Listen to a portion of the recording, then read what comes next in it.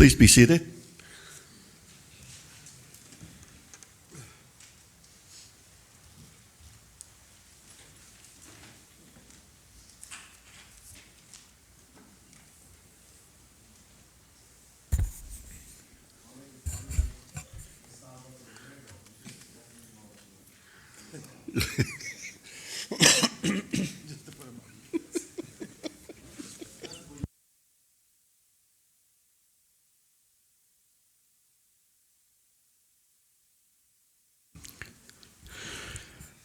We continue our deliberations this evening, looking now at the appropriations to the Minister for Employment and Border Control.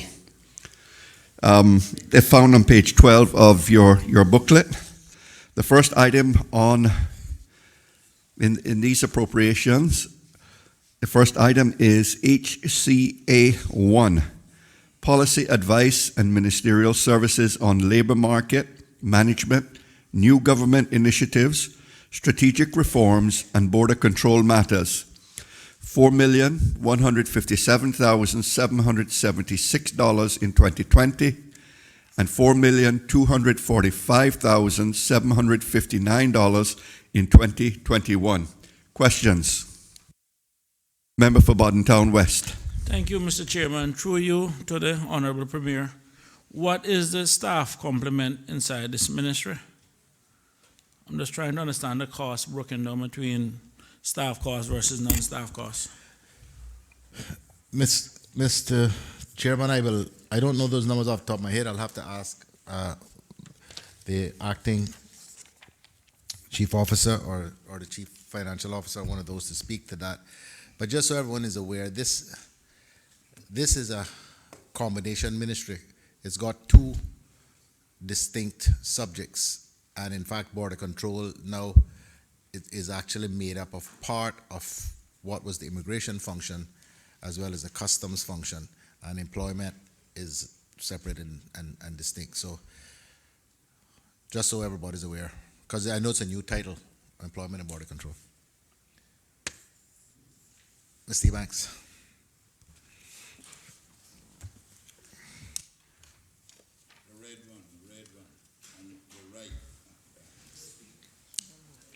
Mr. Chair, the Minister, Michael Ebanks, Acting Chief Officer for the Ministry of Employment and Border Control.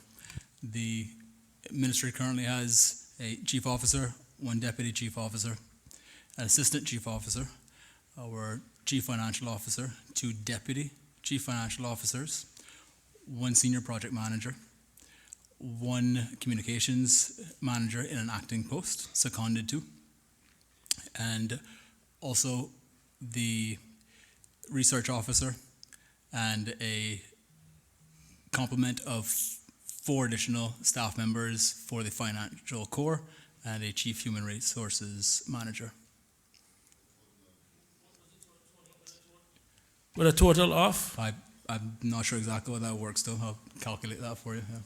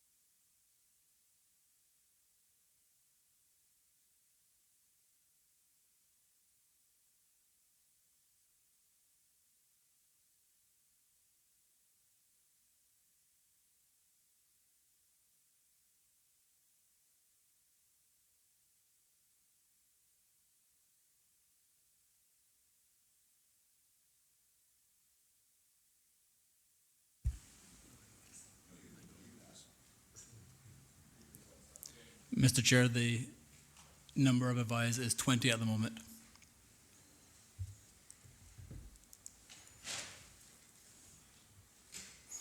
Thank you very much. And just roughly, if it's possible, could you tell me of the 4.15 million that we're looking at roughly? Or is that broken down between staff costs versus non-staff costs?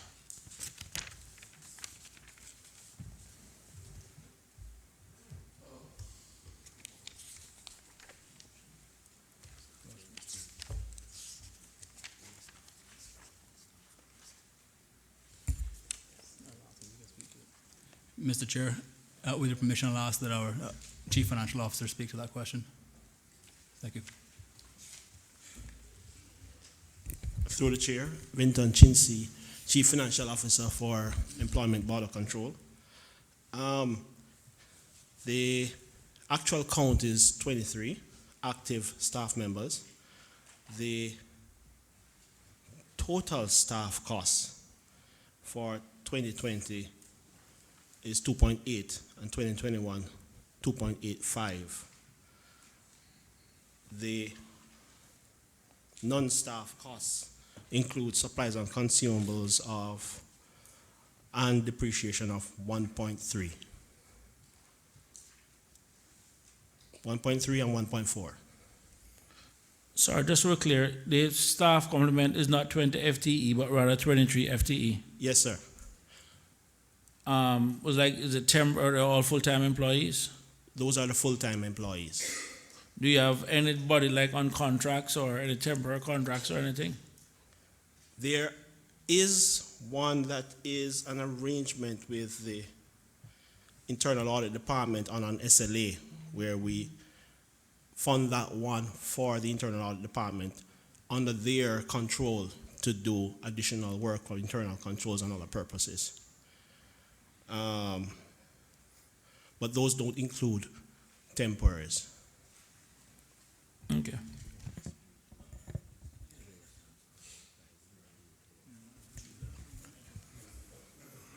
Member for Georgetown Central. Thank you, Mr. Chair. Through you, Mr. Chair, can we confirm that this is the staff complement for the ministry level, correct? Yes, sir. Okay, I'll ask the questions on the various departments in the next line item.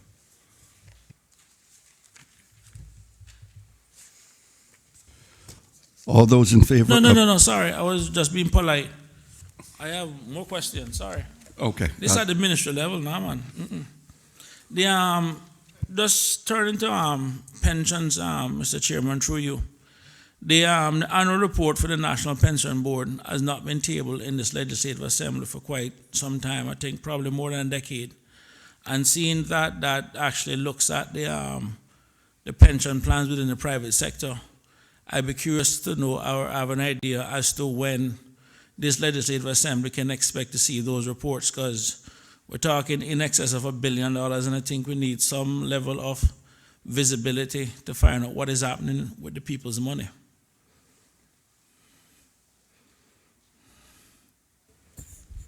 Yes, Mr. Chairman, the member is right. It might actually be longer than that.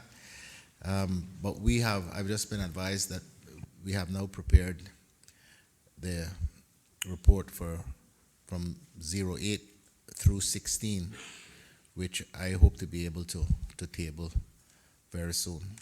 So that's still 3 years behind, I acknowledge, but they're working on it. Thank you very much, Honorable Premier. Through you, Mr. Chairman, could the Premier also provide an update on the development of the revised regulations for the pension fund investment? Because those are regulations that were also being worked on also. Mr. Chairman, I think it'll be more efficient if I ask the Chief Officer to do that, because I don't have that in my head. Mr. Chair, through you, the investment regs are moving ahead comprehensively with an overview. We have drafting instructions received from Cabinet to deal with one portion of that reform, and we'll be taking that forward. What kind of timeline, through you, Mr. Chairman, what kind of timeline we're looking at for that? Mr. Chair, the timeline is in the very short future. I imagine within the first quarter of the new year, that cabinet extract will be translated into legislative drafting and then brought to the LA at the soonest occasion. Okay, thank you very much. Through you, Mr. Chairman, again, with regards to the pension, the law actually requires actual reviews to be done from time to time. Is possible for the Honorable, for the Acting Chief Officer via the Premier to tell this Honorable House exactly when we can expect or to get an idea when the last actual review was done for those private sector pension plans?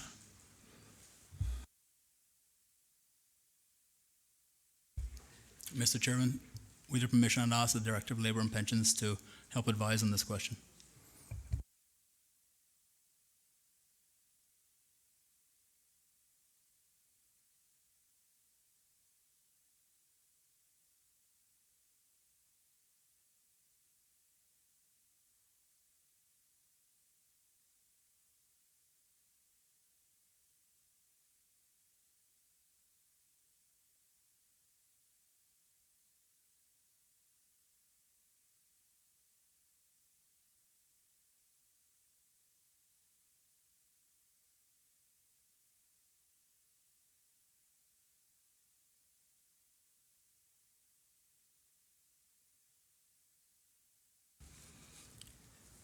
Mr. Chair, through you, Ben Hardy Banks, Director of Labor and Pensions.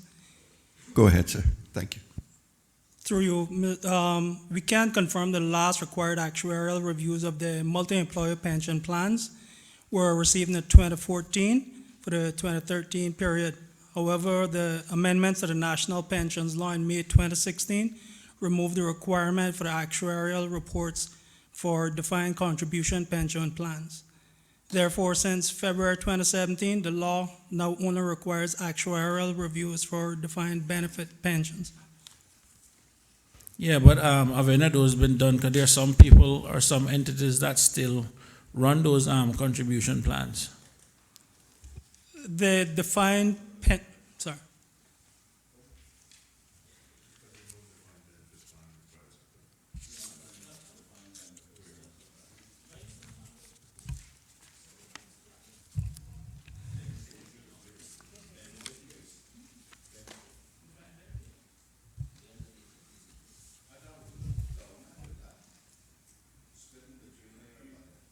Director, you can proceed to answer the question whenever you're ready. I can confirm that through you, Mr. Speaker, I can confirm that there are two defined benefit pension plans, and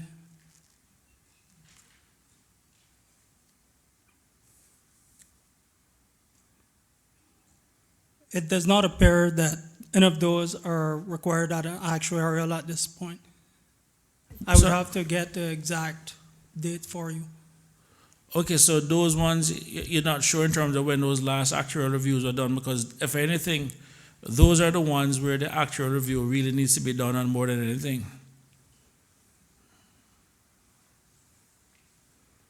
Like I said, the actuarial reviews would be every 10 years for those defined benefits, correct?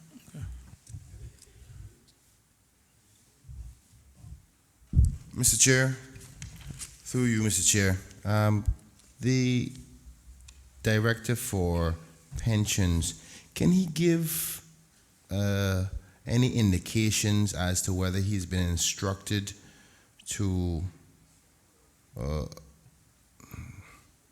create any or have any discussions about the amendments to the pensions law to allow the increase of pensions for withdrawals for foreclosure purposes from 35,000 to 50,000 that the government agreed on 2 years ago?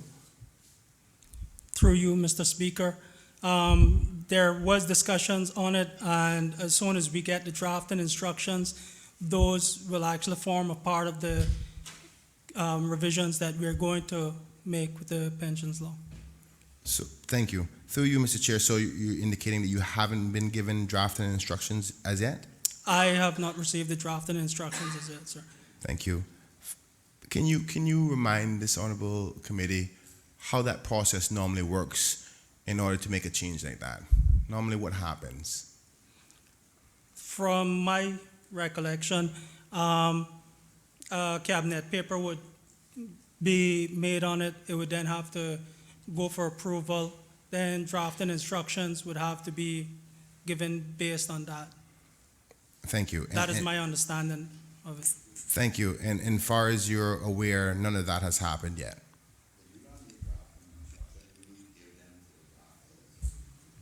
Mr. Chair, if I might, I'll address the member.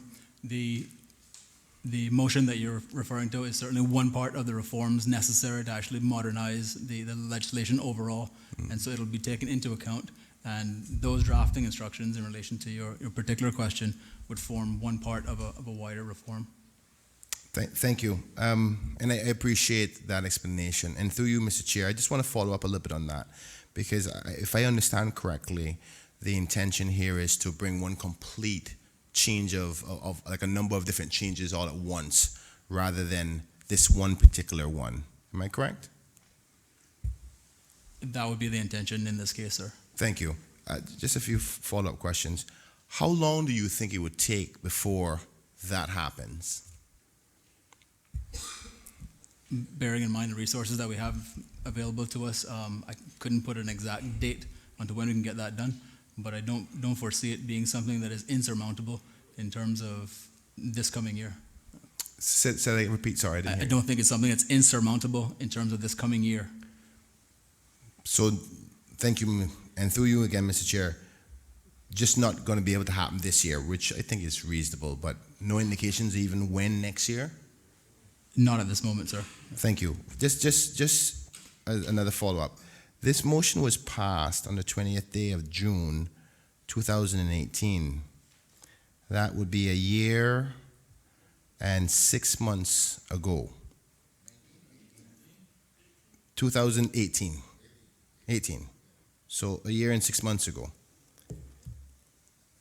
And obviously we all agreed in this, in the Honorable Legislative Assembly, that the purposes of this was to assist persons from preventing them to be foreclosed on. You can't give an indication of when this is going to happen. Don't you?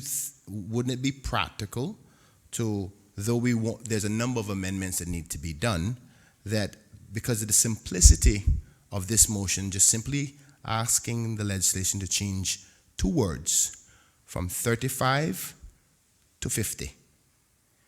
Wouldn't it not make more practicality in the effort to save people from foreclosures, which is the breadth of this motion, to just bring that simple amendment to this Honorable House, to the Honorable Legislative Assembly, and take the necessary times necessary for the other changes to come, so persons are not foreclosed on, which is the concept of the motion? Mr. Chairman, sir, your point is absolutely taken, and I will discuss with the minister, and we can move that forward as quickly as the cabinet may intend to do so. Thank you. I'm surprised that it wasn't already highlighted, but okay, I hope the Cayman people won't have to wait very much longer in respect to this, because this motion, I can concretely say, could have saved at least 3 homes already since the last 18 months. So I would employ and request humbly, please, it's just one simple change. We can't wait for all the other ones while people are losing their homes. Thank you. And for north side? Thank you, Mr. Chair.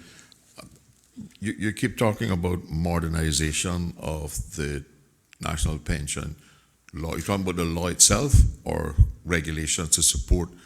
Because as I recall, quite recently we did a lot of changes to the pension law. Well, I'll say it from the beginning, you can't, it's impossible to amend bad legislation into good legislation.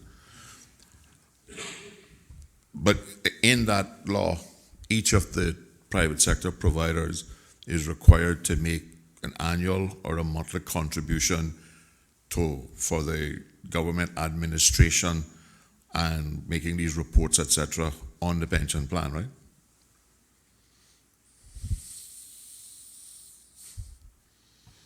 Sorry, could you through you, Mr. Chair, could the member rephrase that question? I'm not clear.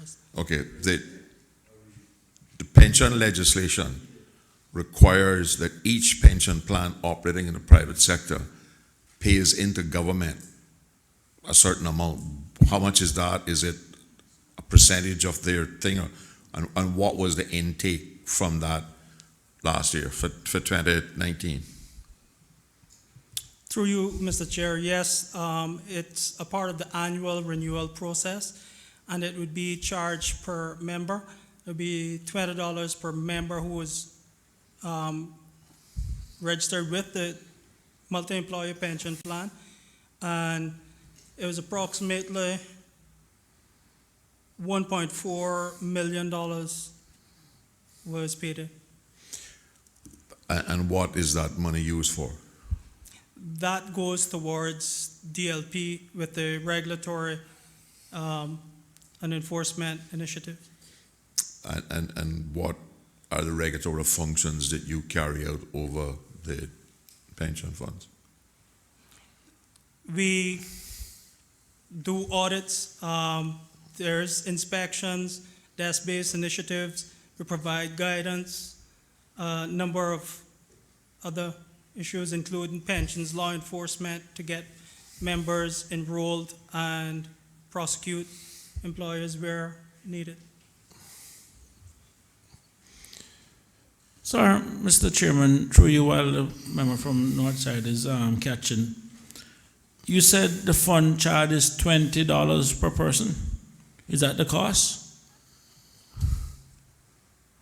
To best of my recollection, correct, sir. And they collected 1.4 million last year? Approximately, yes. That's roughly over 70,000 employees that would be.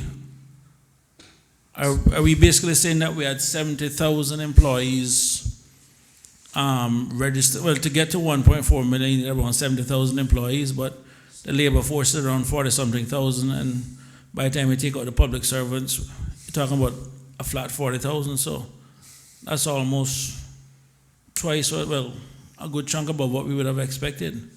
Through you, Mr. Chair, that is correct. It would be 73,564 members. And bearing in mind that pension accounts aren't necessarily as transient as people are. So whereas the labor force may fluctuate significantly more because of legislation and the whole point of pensions, then the pension funds would remain with the pension plan administrators. So there would be a difference in there. I'm glad you said that. Now it brings me to the next question. Dormant pension accounts for all the people who have left here and their money is just sitting there and these fees are basically being subtracted from their accounts. What's happening to those accounts? How much are we looking at? Roughly, have you guys estimated what the amount that we have in dormant pension accounts? I don't have a figure on dormant pension accounts, sir. But all the pension funds are held in trust for the member. So it remains the property of the member. No, my issue is it remains a property of the member. My issue is that those accounts still keep attracting fees. And those fees are basically being subtracted out. And let me tell you exactly where I'm getting with this so you can understand. And I wish I'm sorry the Honorable Speaker isn't here, because I was one of them who was pushing to basically take the dormant accounts that the banks were doing, charging fees upon them, depleting the accounts, and then basically running the fees out. And this is one of the things that we need to do for the pensions too, in that you do have dormant pension accounts, people have left the island, they can't contact them, and the pension providers have just been sitting there every month, quarter, whatever, and just running fees off till they basically deplete those accounts. And I think the government need to, at a minimum, if there's money to be made from it, is to basically go inside there, similar to what they did to the banks, and take those dormant pension account money out. But you just can't have money be sitting there for people and just being just run out like that, just similar to what they were doing in the banks.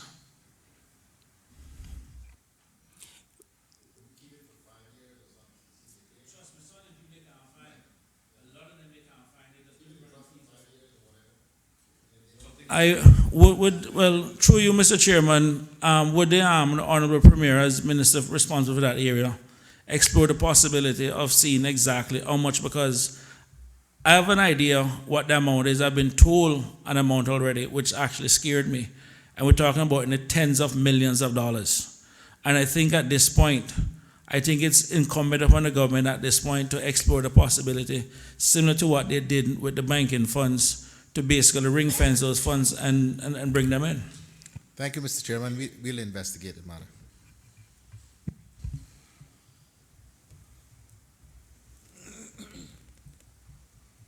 Member for Newlands. Thank you, Mr. Chairman.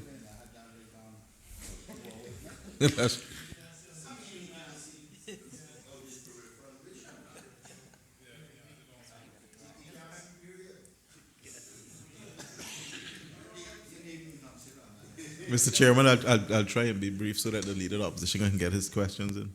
Are we, from a policy perspective, looking at the labor market and keeping track of what is happening? I've recently done a calculation based on stats I found, information I found on the ESO website.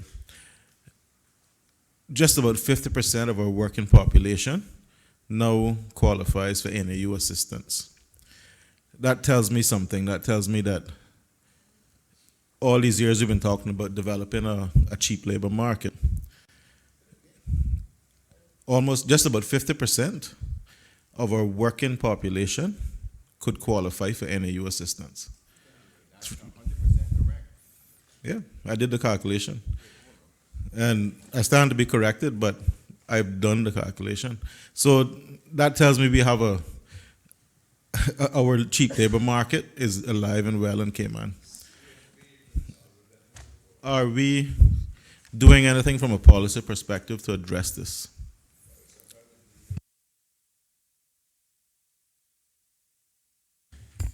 I would ask the member to suggest what he thinks we can do. Pay private sector salaries. We set an example, which we've just done. But what is he suggesting that we raise minimum wage to $25 an hour or something? I'm just trying to get an idea of what he's suggesting.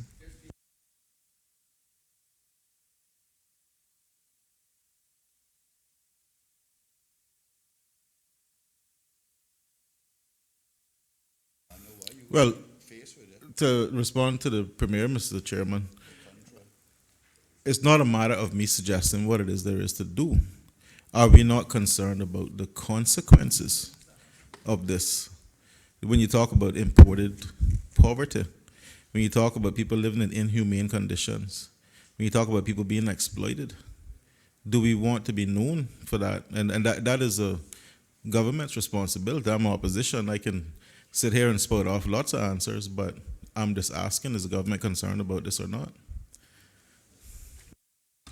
Mr. Chairman, to start with, I seriously doubt that what he said is correct. He's produced no evidence to the committee in that regard. But the issue of minimum wage is something that we are dealing with, and government is setting an example with respect to the salaries it pays its employees. Now, it is good to have concern, but concern doesn't get you anywhere at all. I'm saying to the member, he's an elected member, he gets a good solid salary, he's not on minimum wage. He's here in this committee, he says he has many answers to this intractable problem which he could spout off. But he's keeping them to himself. I'm saying it is his duty. If he thinks that that this is as big an issue as he has made out, he has said that more than 50% of Cayman Islands workforce qualifies for NAU assistance. I doubt that, but he says that. So let's accept that. I'm asking him to, as is his duty, as an elected member and a member of this committee, to help government fix this problem.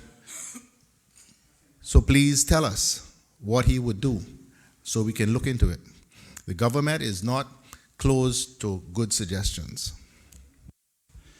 Mr. Chairman, I know the member can speak for himself. Mr. Chairman, I would be grateful though if the member who posed the question to me could respond. Mr. Chairman, the Premier can sit there and he can try to put me on the spot as much as he wants. But this is his problem. This is his ministry. If and when I sit over there at that level of responsibility, then it becomes my responsibility to deal with it. I will, however, file a private member's motion, because if he really expects me to sit here tonight and solve the country's cheap labor problems, that's not going to happen. And he knows I'm not going to go fishing. I'm not going to bite that bait. However, I will commit to filing a private member's motion. And if he sees fit to follow the recommendations in that motion, which will be based on research, then we can solve the problem. I have filed many motions, but, not very many of them the government has even voted for, much less followed. I look forward to hearing more about it, Mr. Chairman. Thank you, Mr. Chairman. I will leave that up between the member and the Premier. But I know how to solve it. I got my suggestion on how to solve it. You better don't ask for that. Because that will be given to him right here tonight if that's what he wants. But he ain't going to follow that. But he can ask, and I'll answer. But Mr. Chairman, I would like to ask the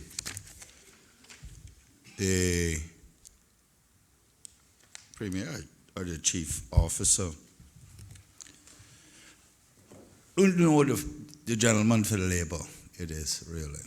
And how many employers are you currently investigating about lack of payment of pension?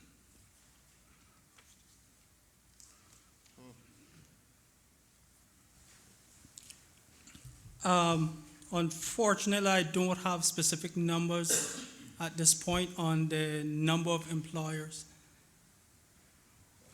Okay, Mr. Chairman, maybe he can tell us why it is so infrequent that we see these cases being taken to court with the amount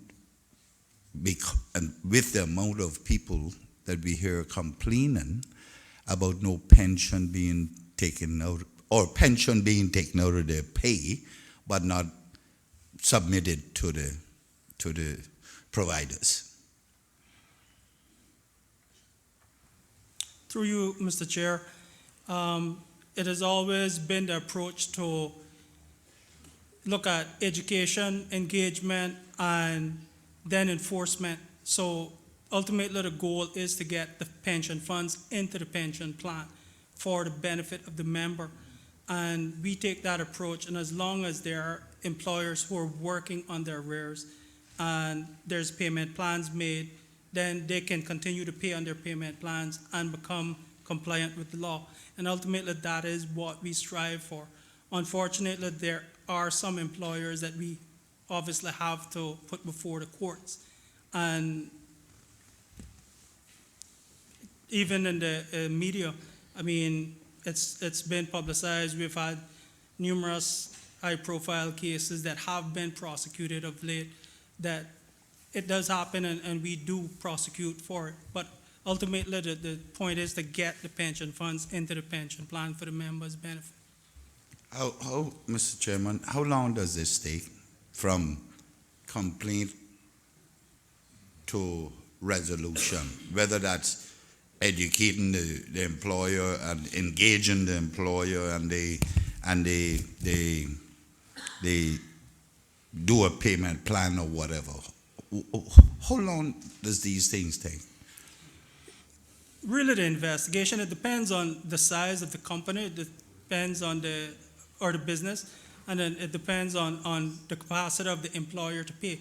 So we try to work with them, but as a whole, when we investigate an employer, we don't just do one employee, because it would have been easier to say just do one employee and move on, but we audit the entire company. So it depends on the size of the company and their capacity to pay. Mr. Chairman, I'm missing something here.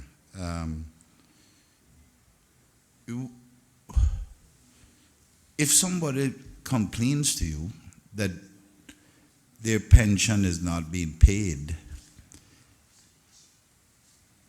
I just don't understand why that can take so long to verify whether or not that one person's pension is not being paid. We have to go through a full audit. Through you, Mr. Chair, to verify that a person's pension has not been paid is not a lengthy process. But by doing the entire company, not just one individual, it takes longer. But it's a more equitable situation rather than having complaints come in from 20 employees of the same company, which skews the statistics, which makes it seem like it's 20 employers then being non-compliant. So it's easier to do it. So for you the suspect entire that if one complain, there may be others that should soon be come and look for you, so you might as well take them on now.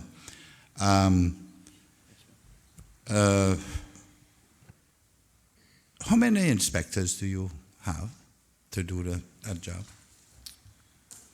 We have 5 pensions officers, and in addition to the 5 pensions officers, we have 4 staff members at the inspections unit as well that now also do pensions prosecutions. And I know you don't have the exact amount of those in contravention or those employers that have been complained to you about. Do you have an idea of ballpark figure? How many? Hundreds? In our system, there would be several hundred cases, correct? But again, we need to have a proper audit of the system, which is ongoing, and there are some issues where there are some duplications, and like I just said, sometimes you can have 20 different complaints and it's linked to one employer. So that is what we're currently doing, is looking at our system, trying to get those audited, and then have a clear picture as to what the true delinquency is. And when you say hundreds, I am taking that to mean hundreds of employees, not employers, that has complained to you, so you could get 10, 20 of them in working for one employer. Yeah. Correct, sir. Okay. And you have these outstanding for years now? Are any of these outstanding for years? There are a number, through you, Mr. Chair, there are a number of complaints that has come to my attention that are, yes, outstanding for years. Years like 3, 4, 5 years? Correct, sir. You can have the limitations period for the pensions legislation was 5 years, and it's moved up. So it does allow for a longer period of time as well. But that can only be, that 5 years is only now being utilized because you're not getting the job done, because you don't have staff to do it. Through you, Mr. Chair, I think DLP, like any other entity, would love to have more staff all the time. But at the same time, we have some really efficient staff. We are getting a number of projects done. We're getting a number of prosecutions done. So to say that they're not getting the job done, no. It's just that I think overall, even from the implementation of the pensions, it was less than ideal. Well, somebody needs to straighten that out. I wasn't trying to be disrespectful. What I'm trying to say is that the longer those stay without getting resolution, the longer some Caymanians' interest on investment for the rest of their life is going to be held in abeyance. And they're not getting that interest. do you understand the importance that I'm attaching to it, that it's so important we need to get this resolved within months in order that that money can be put into that pension so that that Caymanian, when they reach 65, can have full complement, full investment of their investment that they did 20, 30, 40 years ago. You can't leave it for 5 years and they have lost their monies plus the interest, the investments on that pension. Through you, Mr. Chair, I understand the member's concern, and I too share concerns in terms of timelines, and it's one of the things that I'm working on doing internally in terms of shortening the standard operational procedures so that there are processes in place that we get court cases done in a more timely manner and get those resolutions done quicker as well. And just to relate to you as well, this budget that we have here has 2 additional persons included as well to augment the staff that we have. So we are working on that as well. Mr. Chairman, I wonder if the gentleman can tell us if he has made a plan that would shorten that time frame, that is efficient, and has made representation in that regard, which would include full complement of staff. Through you, Mr. Chair. Sir, could you repeat that for me, sir? Have you made plans on how to become, on paper, to become efficient, and made representation in that regard, which would also include staff complement to achieve that goal? There are plans in place in writing, correct. And the addition of these 2 personnel that are posts in this budget is a part of it.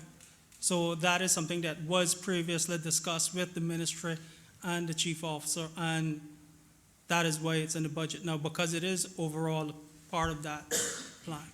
And we can see some of these things being brought to resolution within short periods of time then. Yes, sir, I will do my best to have it resolved. Okay. Mr. Chairman, on the withdrawal of pensions from the private sector, can you explain to us how that works? And I'm talking about people who are prematurely trying to draw their pensions. Premature, I mean not retirement age, but are sick, such as diseases like MS and the likes that, that's a degenerative disease and it constantly. Can you explain to us the entire thing of how that works and how you approve or deny it? If a member has a debilitating illness, the member would have to have the necessary paperwork certified from a doctor and outline what the medical situation is. The doctor would relate in that it's a debilitating or life-threatening illness, and based on that recommendation then from the doctor, then it would go to the pension plan administrator, and then it would be sent to the DLP office for consideration and approval. And what would, that's it? Would the person have to, if the person is working still, is that a criteria to not approve it? Again, if it's a debilitating illness, each individual circumstance would have to be looked at. If it's life-shortening, if it's terminal, then that is something also that the law provides for and would be basically an automatic approval. And suppose people have drawn on it already, would they be allowed to draw more? I guess that would constitute depleting it in its entirety. If it is on medical grounds and the member was approved for disbursement, unless the circumstances change, and that is one of the things that if they have to file for additional funds, then they would have to continue to provide that paperwork saying that the illness continues to exist. And further disbursements could be made to that member as well. And if it's getting worse, that is one of the things you look at. Correct, sir. Thank you. Member for Northside. Thank you, Mr. Chairman. Mr. Chairman, I think it's fairly accepted by government that the private sector pension plans for profit, which the current legislation engenders, is not working to provide pensions for people. Is the government giving any consideration to changing that approach and looking to some kind of national single provider?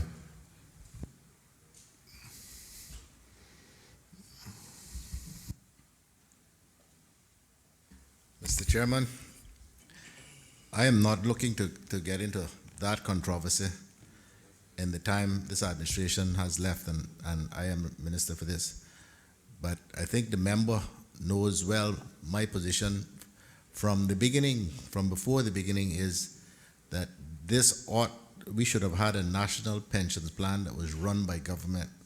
This is the way that the public service pension arrangement is.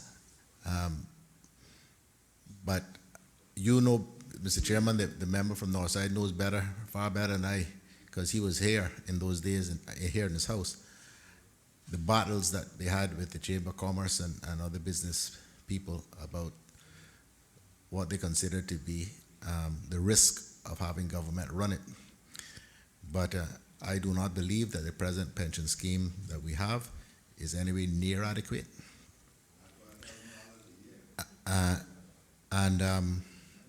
We are going to have to move to a much better system if we are going to be able to provide or have people provide for themselves adequately in their retirement years. This cannot work. It is at best a small supplement to what you need to be able to exist in this place. Mr. Chairman, I know well the controversy. I lost an election over it, but the legislation was taken through to the second reading debate in this Parliament in 1992, which would have created exactly what the Premier thinks that we have.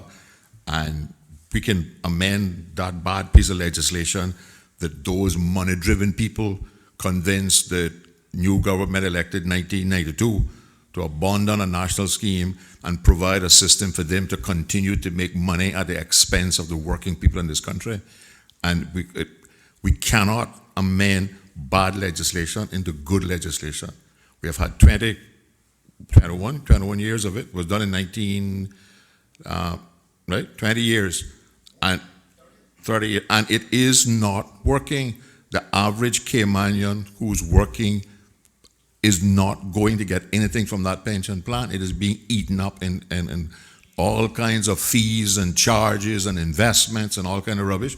And sometime, somewhere along the way, a government is going to have to bite the bullet, and in spite of the protestations of the money changers, do what is right for the people of this country. Just like building the cruise port and enhanced cargo port. Member for Bordentown West. Thank you, Mr. Chairman. Through you to the Honorable Premier. I noticed on page 64 of the planning estimates, it spoke about the establishment of a new human resource department. Has there been any progress made on that? Any policy paper or strategic outline done with regards to this new human resource department? And if so, can the Premier provide an update to this Honorable House?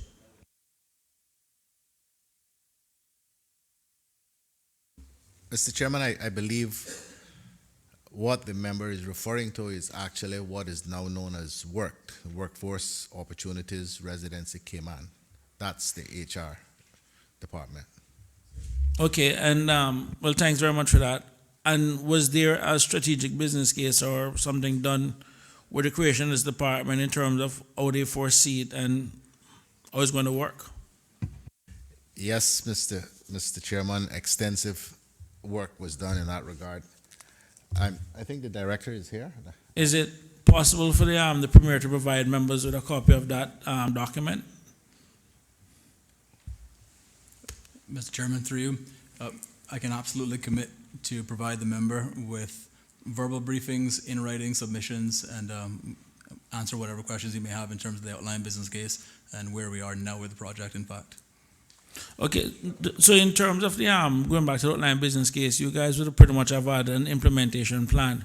So pretty much where would you guys be now in terms of implementation plan at this point, and how long do you fully expect for the entire process to be implemented? Mr. Chairman, through you, we are at the point now where I am pleased to say that the transformation that we're envisioning to bring about is one that is in no small way just minor tweaking to policies or technology, but in fact it's been a revamping of how we deal with the concept of labor market management in the Cayman Islands. And to say that it's been a smooth road, like any transformation project. We've had our challenges, but we're at the point now where the online platform to digitalize services and streamline those services is coming online, and the organizational structure itself is taking shape in terms of appointments within the organization.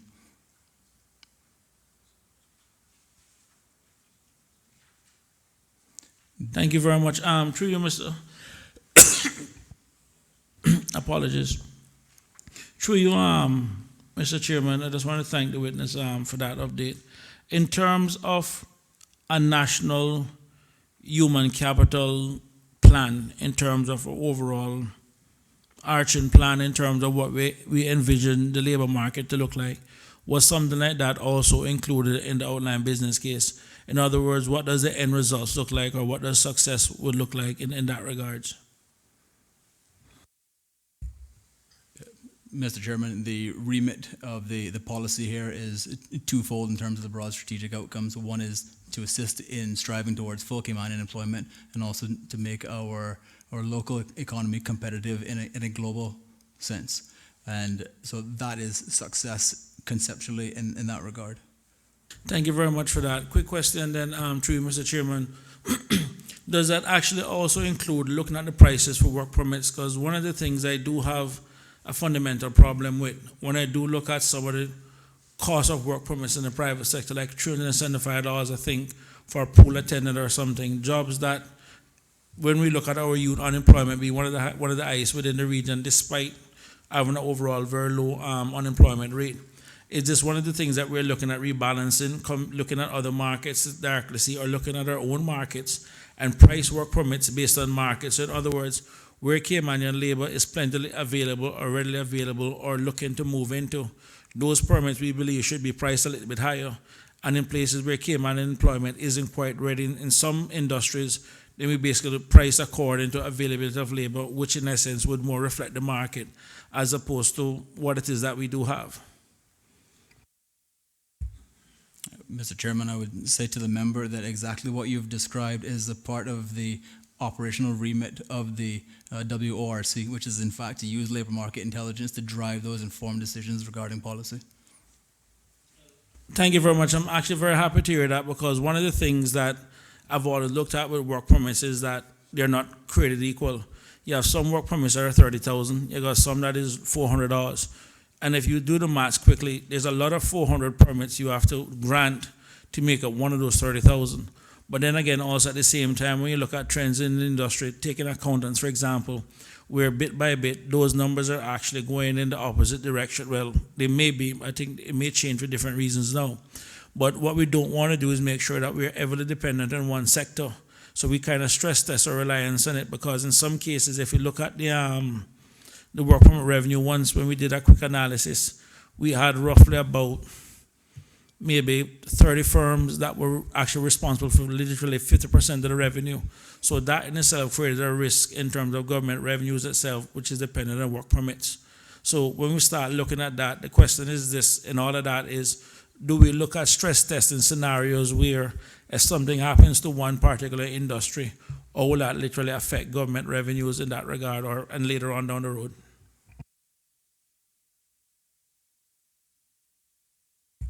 Mr. Chairman, just to briefly say that, again, the member is spot on in terms of the operational remit of work. That that concept and what you've just described is actually new, and it's not something, as you know, it's not been done effectively in the past. And so, looking forward, that's exactly what we're trying to achieve. All those in favor of HCA1, Policy Advice and Ministerial Services on Labor Market Management, New Government Initiatives, Strategic Reforms, and Border Control Matters, $4,157,776 in 2020 and $4,245,759 in 2021, standing part of the schedule to the bill, please say aye. Those against, no. Aye. The ayes have it. HCA 5, Border Control Services, $17,826,248 in 2020 and $17,704,803 in 2021. Are there any questions? Member for East End, followed by the member for Georgetown. Mr. Chairman, I guess we can kick off this one with the same question that the member from Bordentown West finished up with, and that's with regards to the strategic plan and the transition, and that we started out this giant leap with, and the status of border control.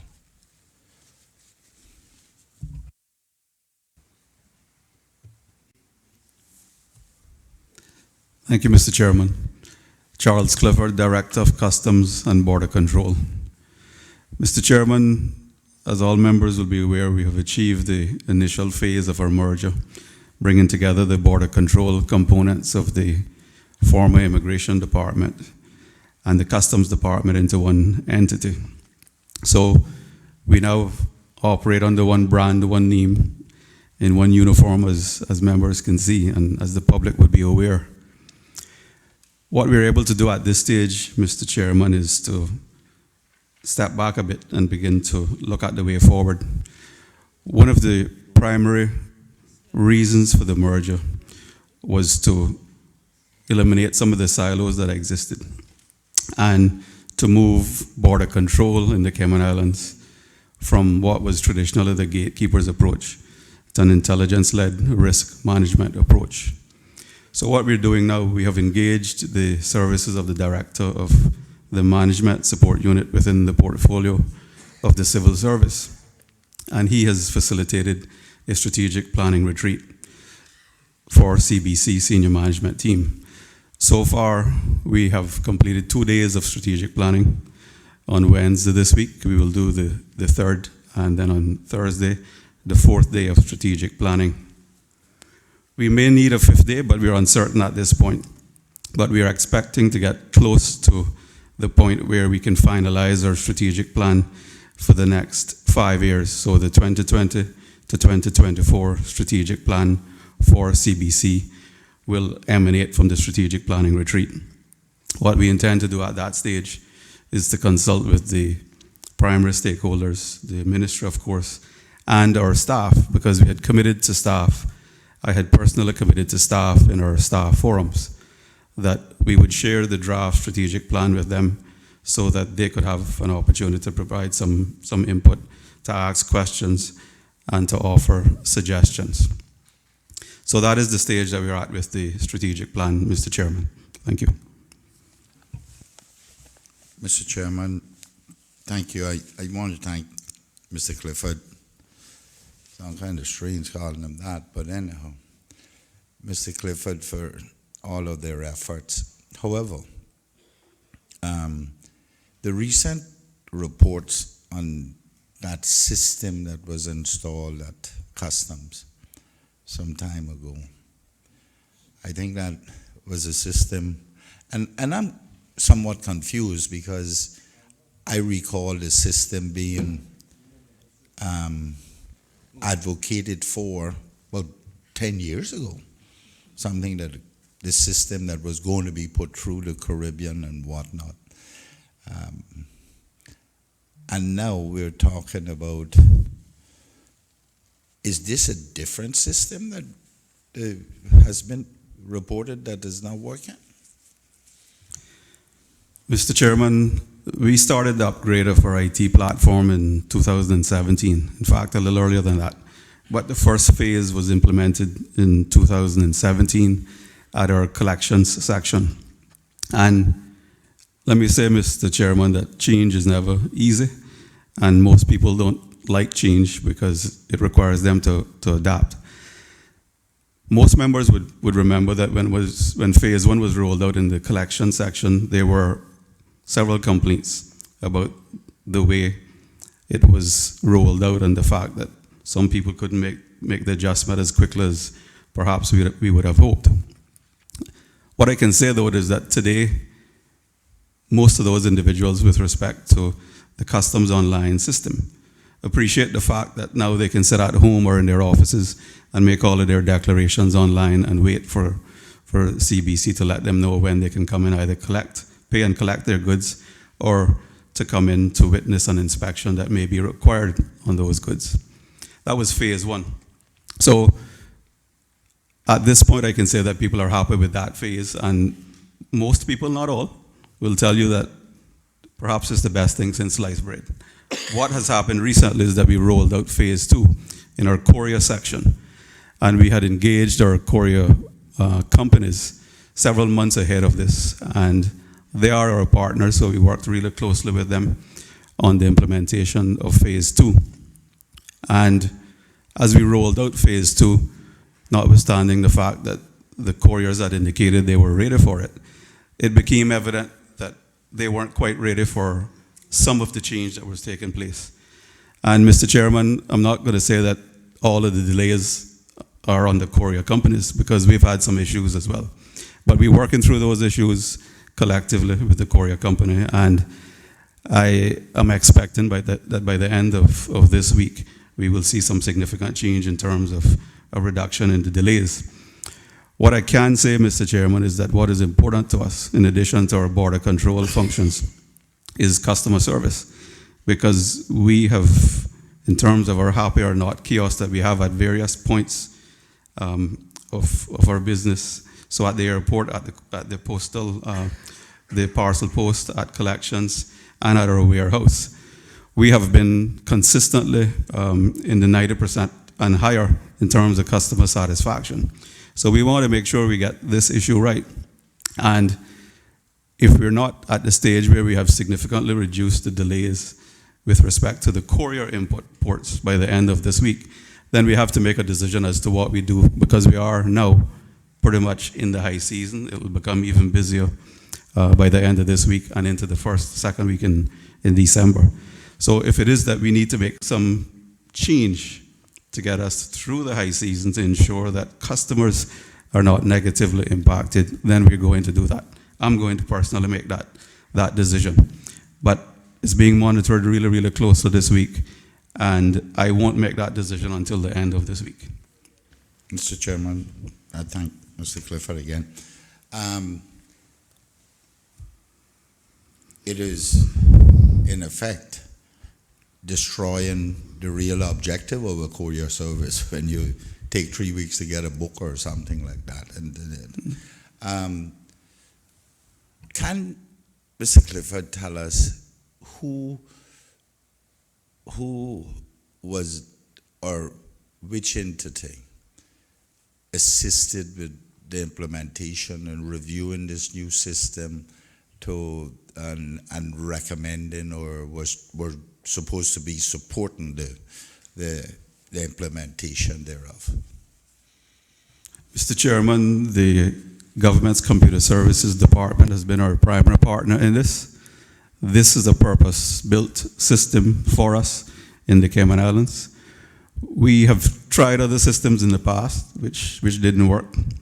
Some other countries in the Caribbean use other systems. They use Asacuda. Asacuda is not necessarily suited for the Cayman Islands. We looked at that. The maintenance costs are extremely high on that system. And the truth of the matter is that Asacuda is primarily designed for a country that has VAT, and we don't have that in Cayman. So that wasn't the primary reason why we didn't go with it. There are a multitude of reasons why we didn't go with it. And we felt that based on work that computer services had done in the past, that we could build on that to create a unique system for the Cayman Islands. And that's, to answer the member's question, it is the computer services department.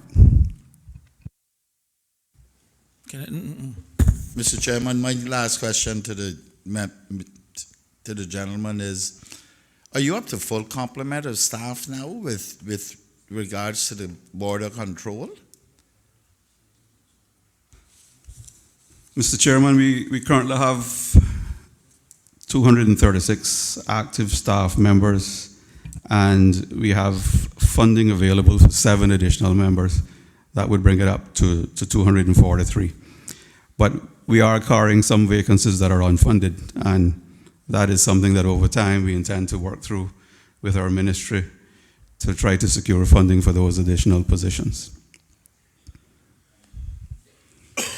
How many are they that would be part of that strategic plan? Sorry? In accordance with the strategic plan, what would that full complement be? That is the ones for this budget, the 7, and the unfunded ones as well? 263. 263. Yes, you're sir. at 2. We're at 236 now, but we have funding for 7, so that'll bring us up to 243. So the difference between the 243 and the 20, correct. Thank you. Member for Northside. And through you, Mr. Chairman, to the Director of Customs and Border Control. Just for my own edification, if I come to the airport and I have something to declare, I fill out a simple form, go to the cash register, they check, they calculate, and I pay. If I bring in the same item by air freight, I have to go through this process of being registered as an importer, or either that or go get a customs broker to clear it. Is that correct? And why the difference? Why can't you have a window for the port freight and custom freight where persons are bringing in stuff for their individual use on a very occasional basis, similar to the airport? Mr. Chairman, the answer to that question comes down to the law and the legislation. So the duty-free allowance is specific to passengers arriving by air. Is that nothing to do with the duty-free status? I come in the airport, I know I have exceeded my duty-free allowances, so I have a electric saw, right, that I declare, produce the invoice, fill out a simple form, pay it. But if I bring that same saw in by air freight, I have to get registered through some complicated process as a, I can't remember what the right terminology, importer, or go get a customs broker to clear it for me. okay? I see the point you're making, and it's something that we can certainly look at. But the difference is you're bringing in an item through the airport as a passenger, whereas the comparison you're making is an item coming in unaccompanied, so bringing in by freight. We treat the two differently for a number of reasons, but we can look at the issue you've identified. Yes. But the regular Cayman who only brings in a box once a year, or maybe only once a lifetime.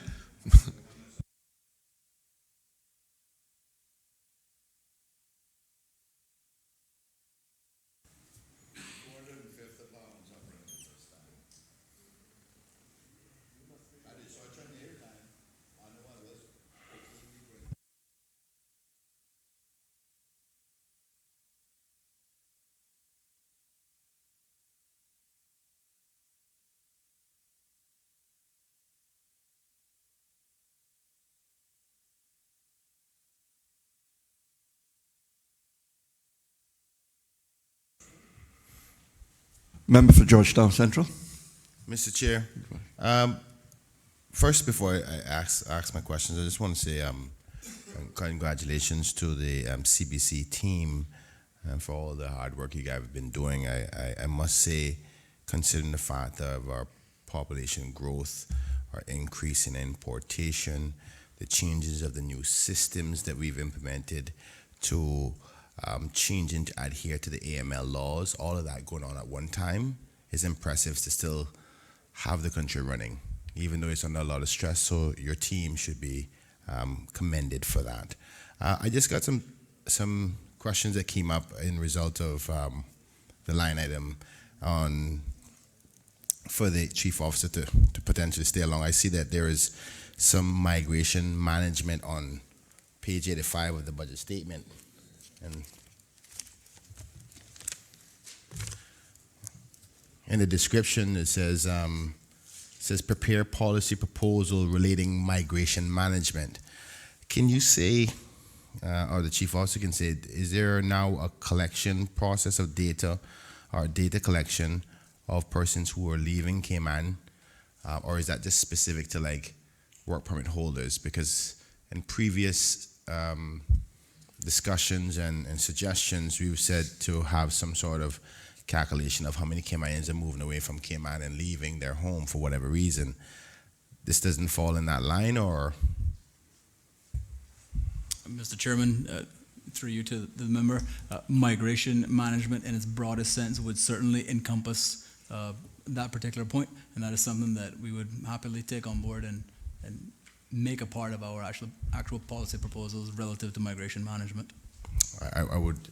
I would strongly suggest that you consider it, because I think there's a large, unfortunately, large number of Caymanians who are leaving Cayman for a number of unfortunate reasons.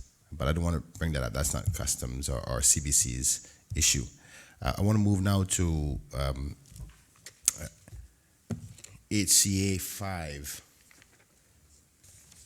I noticed that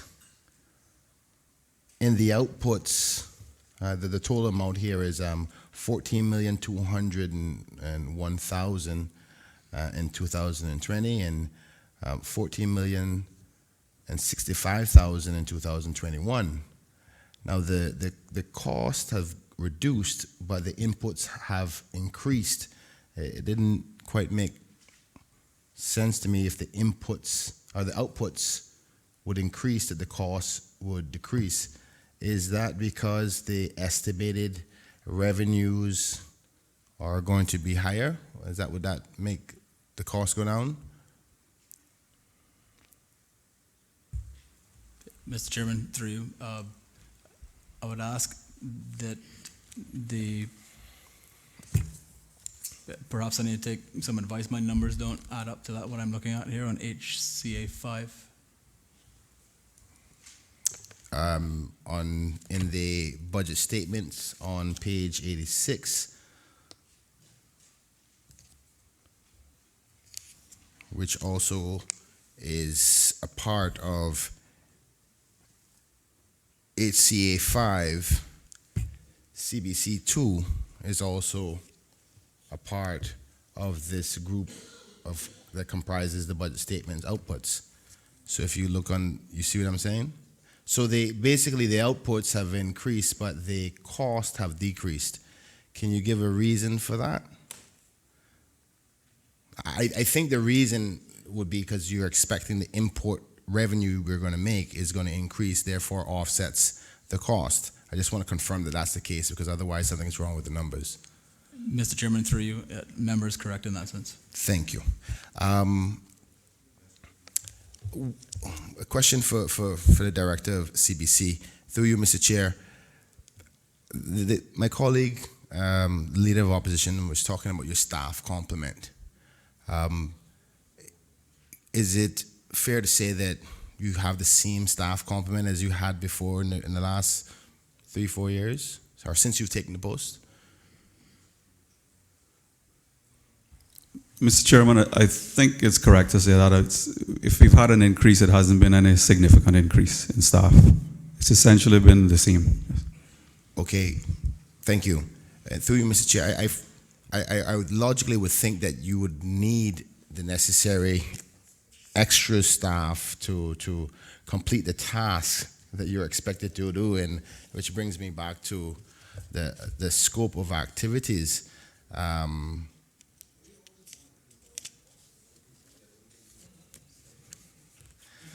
One day I'll be over there, don't worry.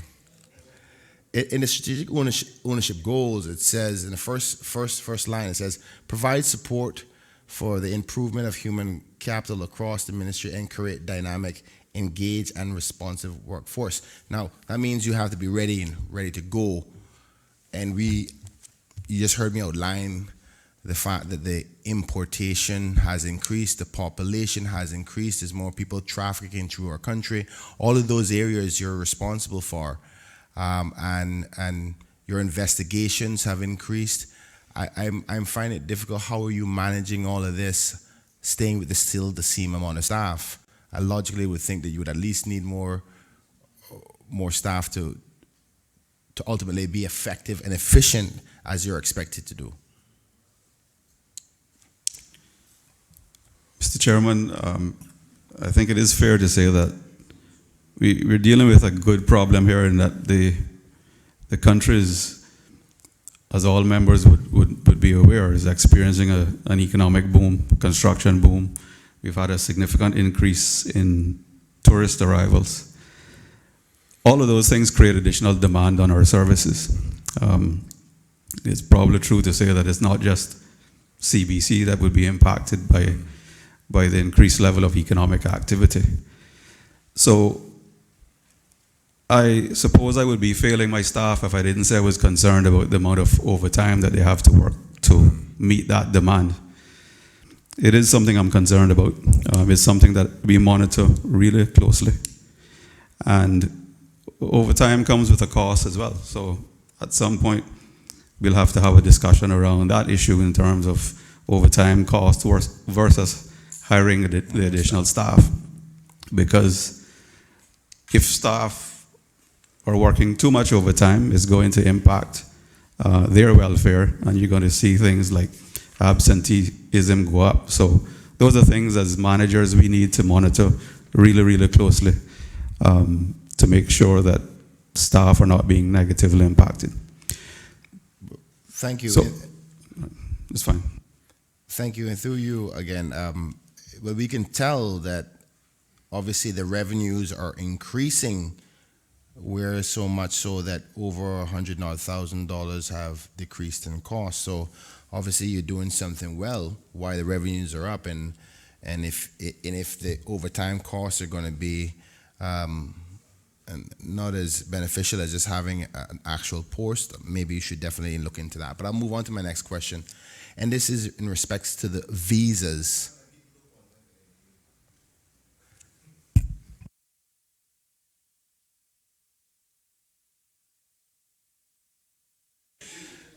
Mr. Chair, moving on to my next question in respect to visa applications. I know that the visa office in Jamaica was making some changes. I just wanted to know how things are going in respect to that transition with the changes to CBC as opposed to immigration. How are things going with that? Mr. Chairman, I think the transition has gone really smoothly. Quite frankly, I was expecting that we would have had more issues at this point. But I think one of the things we did really well in relation to the merger is that we had our internal and external communications strategy right. So we made sure that our employees had every opportunity to provide input into the merger, whether that was through newsletters, email, access to a specific email account that was set up for that purpose, suggestion boxes in every section of our department, and of course regular staff forums. So staff had the opportunity to provide input very, very frequently. They told us what type of uniform they wanted. Basically, the uniform you see us wearing today is the uniform that the staff chose. They chose the name of the organization. It wasn't a specific, I couldn't say there was a consensus on it, but what we did was in relation to the uniform, we took the top three, in relation to the name of the organization, we took the top three choices that they had made and sort of combined them into what we have now, which is the Cayman Islands Customs and Border Control. So I think it's gone really well up until this point. I don't know whether the member has a specific question in relation to, I think you mentioned the Jamaica visa office. Yes. So, I mean, the same comments apply to that, but yes. I don't know whether there was a specific question. No. This last question now, Mr. Chair, through you. I hate to highlight this, but I've noticed the rough state of the warehouse at the airport, at the air cargo import area. It's been like that for a number of years, and if my memory serves me well, from around Ivan time. And it is some rough conditions for some of the employees there, because I've been there to do inspections myself. It's quite hot. Is there any plans to renovate that anytime soon, or make improvements to it to make the conditions a little bit better?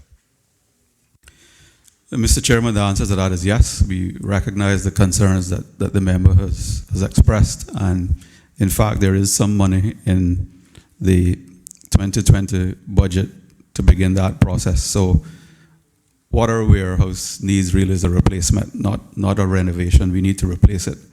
And so that's the direction we'll be heading in. And we recognize and we have the same concerns that you do in relation to that. Mr. Chairman, Member for Newlands. I just have a question, but I just wanted to thank the director for actually clearing up the courier concerns, because I think he might well know my experience took me almost 2 weeks to clear a book that I ordered through Amazon.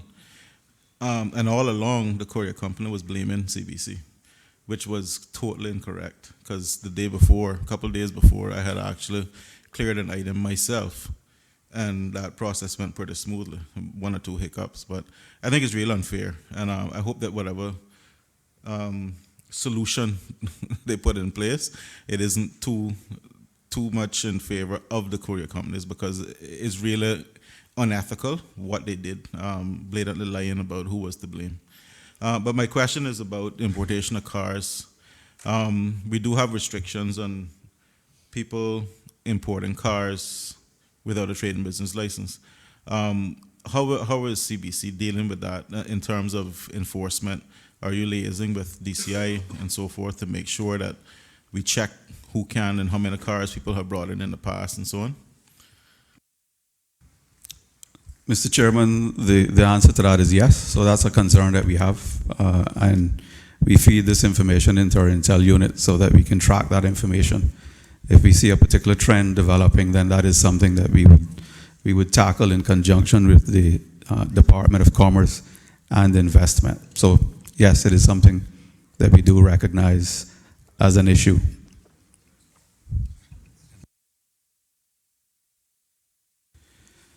And Deputy Director Walton has just reminded me that that is one of the reasons why we require importers to register as well, so that we can better track these things. And of course, we have a completely new AML regime in place now, and it is also required for that purpose. Member from Savannah.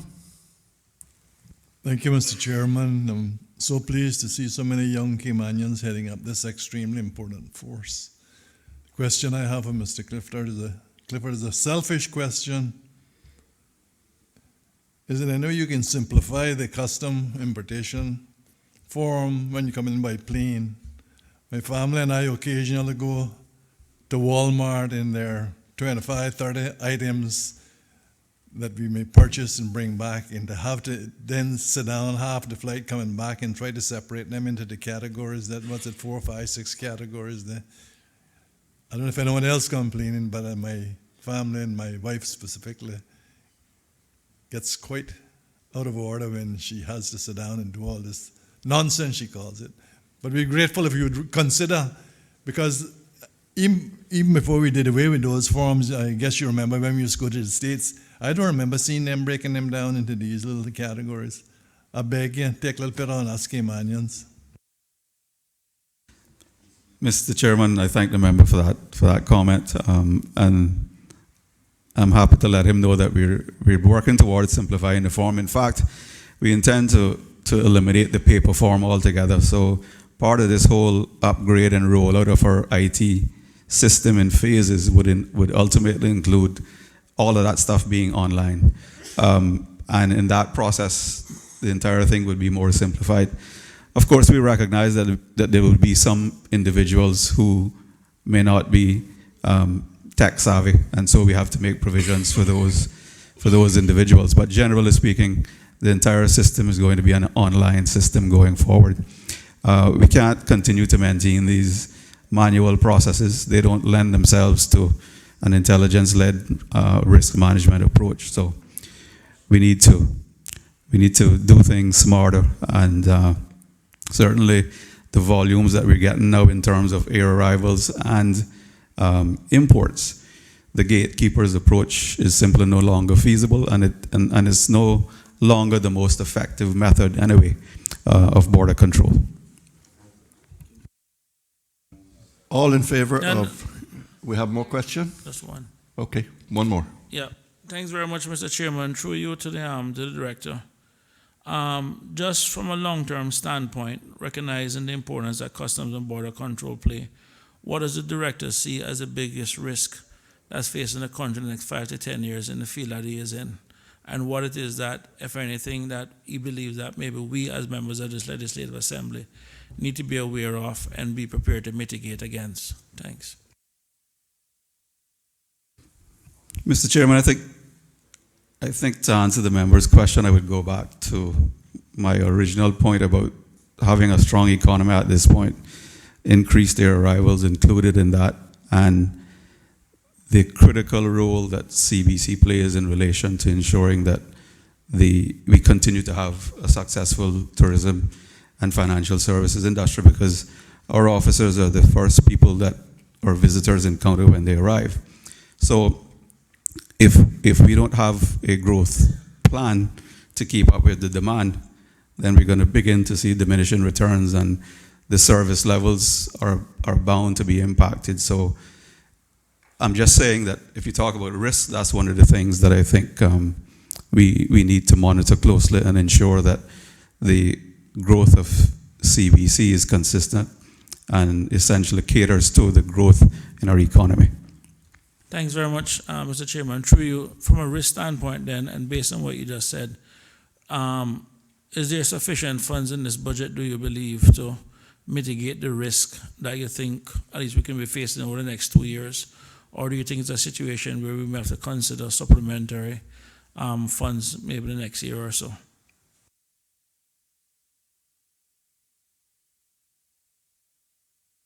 Mr. Chairman, it's difficult to say. I mean, we try our best to do more with less, but again, I am concerned about the amount of overtime that my officers are having to work. So we are monitoring that, as I said earlier, very, very closely, and there may come a time over the next 2 years that we would have to have that conversation. Chairman, I just want to thank the director and the team that he has assembled. I can say to you as a member of the Public Accounts Committee, this is one of the areas of government that we have complete confidence in terms of managing the risk that is facing the country. I just want to say well done and keep up the good work. Thank you very much, sir. Thank you. All those in favor of HCA 5, Border Control Services, $17,826,248 in 2020 and $17,704,803 in 2021, standing part of the schedule to the bill, please say aye. Aye. Those against, no. The ayes have it. HCA 6, Labor Management Services, $11,415,614 in 2020 and $11,785,331 in 2021. Are there any questions? Member for Northside. Yeah, through you, Mr. Chairman, just again looking at the quantities, when we total the number of job seeker encounters, the number of vacancies processed, and the number of the job link portal users assisted, that only comes up to roughly 50% of the number of work permit applications processed. And I'm wondering why the two numbers are not closer together. Because it's my understanding that part of the new program is that the process for the granting of work permits and advertising thereof and determining that there's no Cayman in a qualified and interested in a position. Why?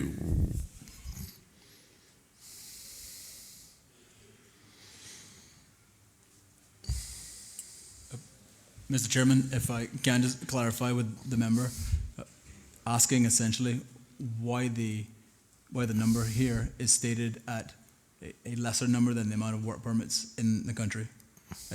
Essentially what we're looking at is a workforce that we as work are trying to identify where those skills gaps are, where the most critical ones are, and how we can work with partners to close those gaps. But that is why I'm concerned that the number of things that you're doing to ascertain if they're Caymanians qualified is only 50% of the number of permits that you intend to grant.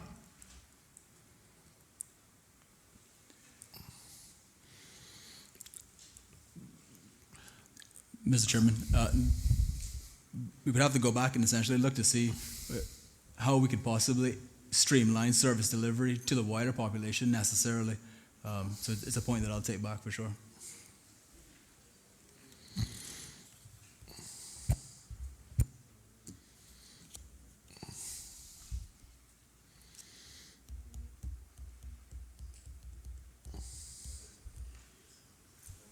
Member for Northside, you finished? For now, yeah. Yeah. Member for Georgetown Central, I believe. I had second. Thank you, Mr. Chair. I was just looking in the budget statements under the description of WOC1, and in descriptions it says to assist employers to identify suitable qualified Caymanians for employment. Can the director or the deputy chief or chief officer say how do you define a qualified Caymanian? How is that defined? And who defines it?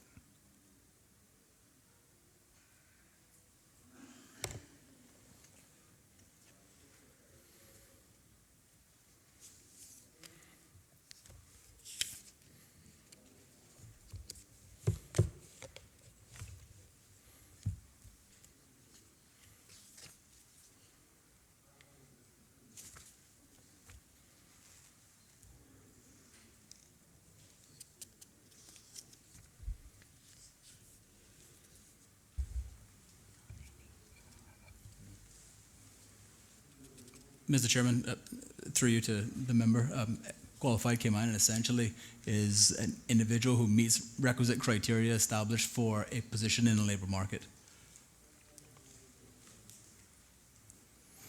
So who determines what the qualifications are? That would depend necessarily on the job. So, thank you. Through you, Mr. Chair, are you stating as a fact that the employer defines who's qualified for any job? In some instances, that may be the case, but that is part of the role of our compliance team as well, too, to make sure that there aren't unreasonable qualifications set which may disenfranchise Caymanians. Perfect. That's where I'm trying to get to.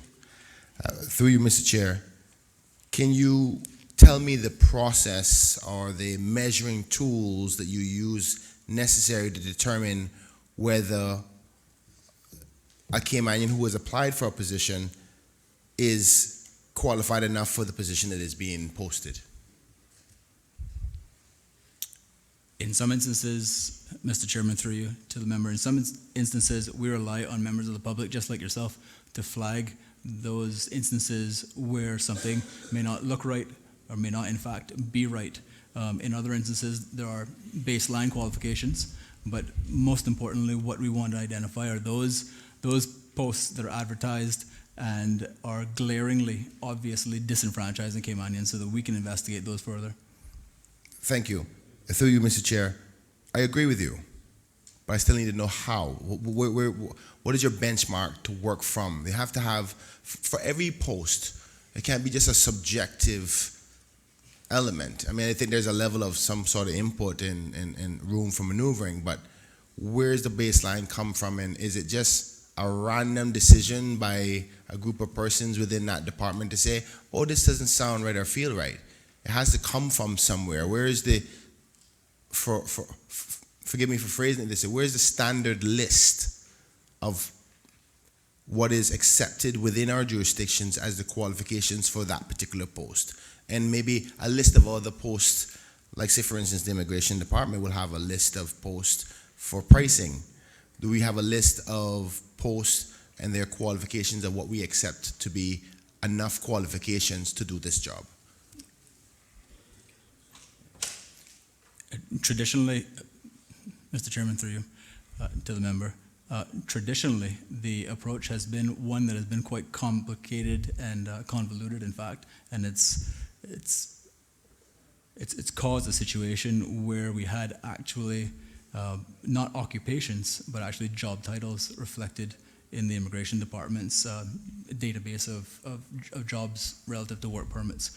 What we have taken on board in this transformation process is to your point, sir, standardize according to ISCO coding and working with the various industries to understand what baseline standards are, so that that role of the compliance division can be based on those exact standards that you're referring to.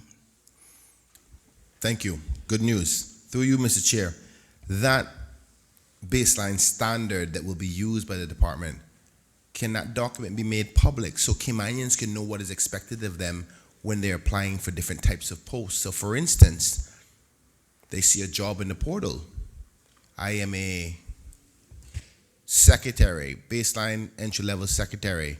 What is expected by the labor department or the employment agency, government employment department, as that I will meet the criteria and will back me up regardless if the employer says, no, you don't meet the extra little things they always add on.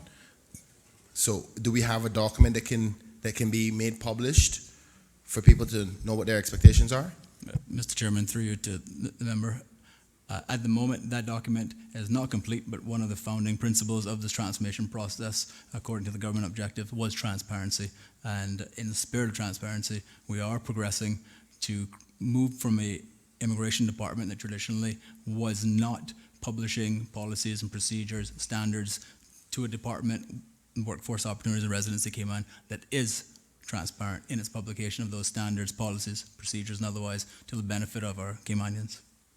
Thank you.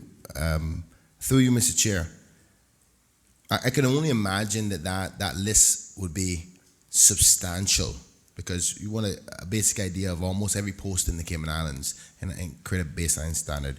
Can you give an idea when that list would be finished? Because I think it would be hard for us to actually hold to account the workforce and protect Caymanians until that list is completed. Would you agree? Mr. Chairman, I think there are a number of ways in which we can actually achieve the member's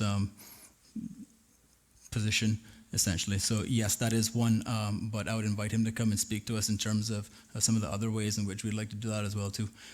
As for an exact timeline, at this point I cannot, but my commitment to keep the member informed stands. Thank you. And through you, Mr. Chair, well, I would just let the Chief Officer know that myself and many other members of the opposition have tried to make contact with the Workforce Development Department, or the employment, what is it now called? Work, to ask questions and make suggestions and get updates. And we've not been given much opportunities for a number of reasons that I don't want to really get into now, but I'm just letting you know, and I'm happy for the invitation and be happy to work with you moving forward. Mr. Chairman, thank you very much. I'm sorry to hear that was the previous result, but I give my assurance that it stands that I'm happy to keep you informed of where we're at in the transformation and to take on board any suggestions that you may have. Thank and your you. colleagues as well. Thank you, sir. Moving Member on for- to I have one more question, Mr. Chair, please. I see that in HCA 6 that the projected outputs for work permits for 2020 and 2021 is up to the high number of 41,000 work permits possible from the projected amount to be 36,000 in 2019. Are we expecting to get to potentially 41,000 work permits next year? Is that what we're budgeting? Is my eyes correct in that?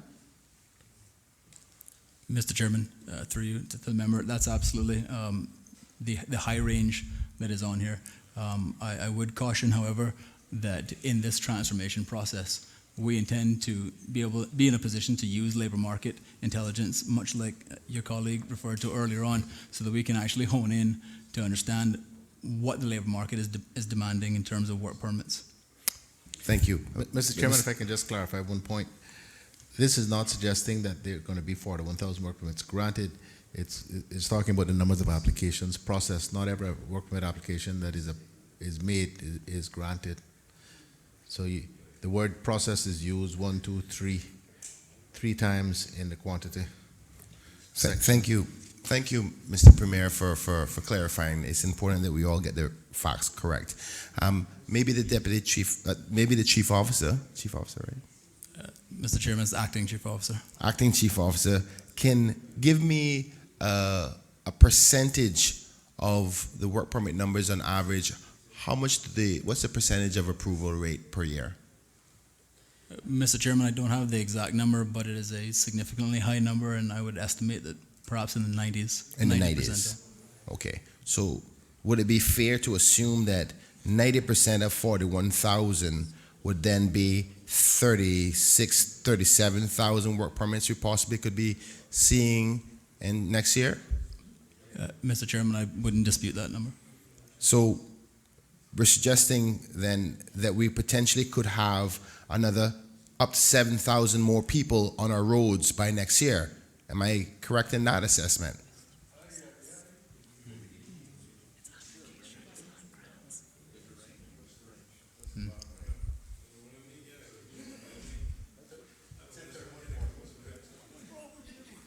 What?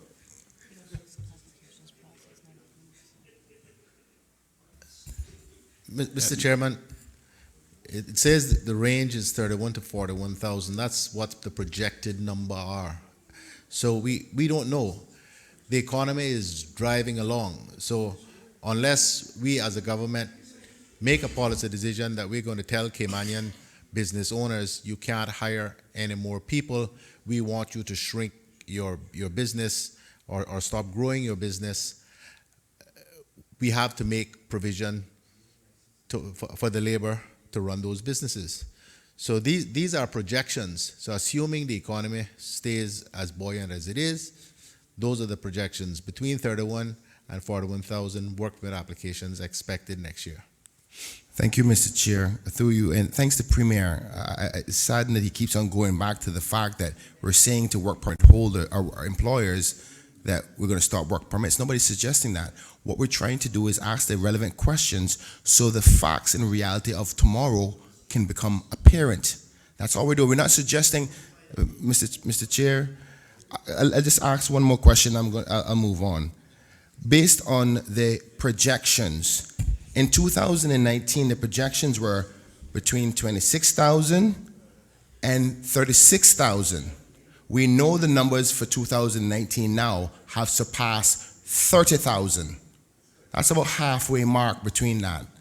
So if I use that as an example, would it be fair to say then that at the same current trends, that between 31,000 and 41,000 would be at least 35,000? Would it be fair to make that assessment? Yes. Thank you, Mr. Chair. Member for Bodden Town West. Thank you, Mr. Chairman. Through you to the Premier. I noticed one of the metrics is the number of right to be Caymanian applications being processed and also PR applications being processed. Just out of curiosity, or is it possible for them to, or for the Premier to advise this Honorable House in terms of how many status were granted in 2018 and what is the year to date in September, up to September of this year, and also how many PRs are granted in 2018 and what's the year to date amount for this year?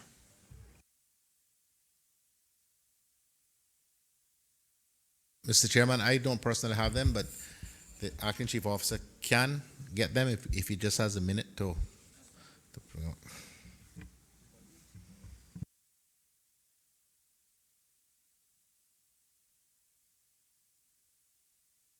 Mr. Chairman, to the member, I'd ask the Director of Work to answer that, but may I ask that you just restate the question, please? Yeah, total amount of PR and statuses granted for 2018 and latest year-to-date figures that you would have for both PR and statuses for 2019.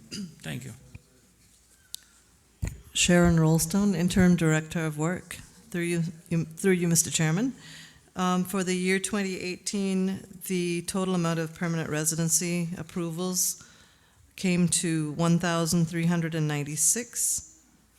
And for Cayman status, the total number was 2,339.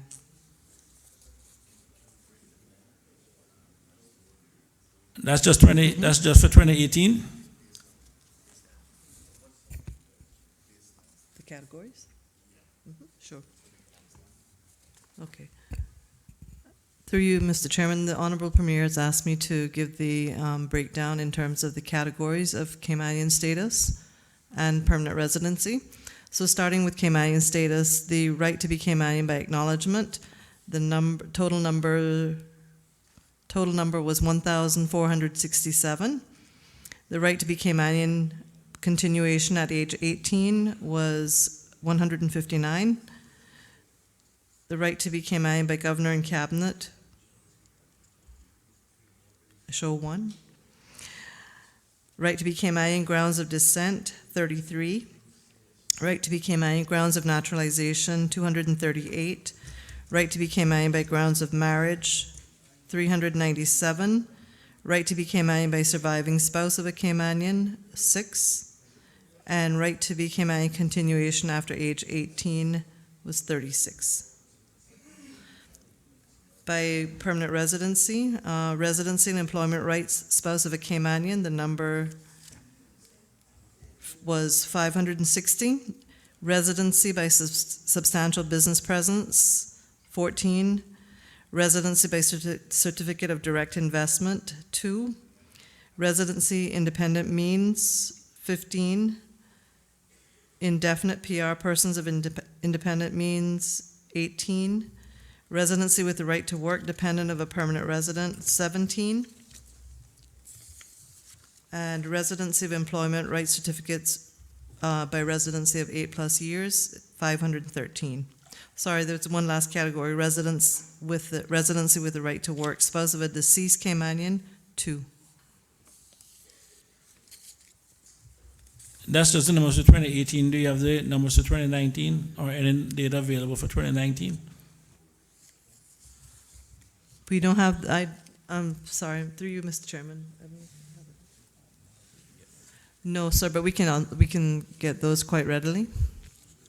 Thank you very much. Through you, Mr. Chairman, one of the things I noticed on page 337 of the planning estimates with regards to work permit fees is that it's decreasing from 2019 to roughly 77 million to roughly 72.6 million for 2020.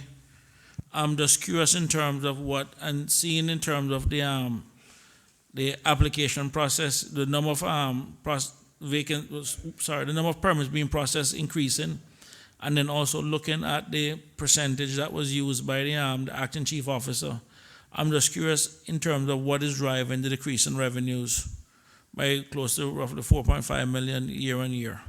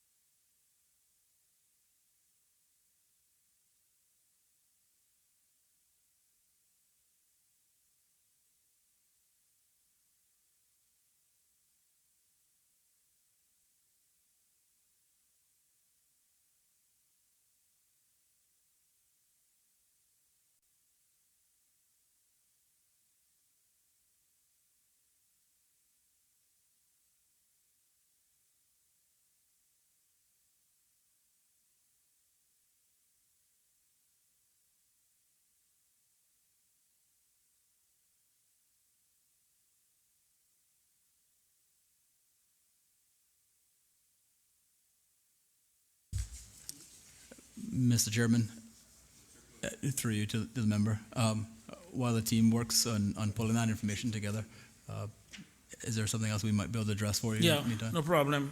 Let's go back to page 87 of the budget statements. Under the section of quality, I noticed it had a note that says all vacancies processed in accordance with established procedures. I'm just curious in terms of what those established procedures are, and if we can just walk us through, and if needs be, even provide us with a copy of them afterwards. But I just want to have an idea what those established procedures are.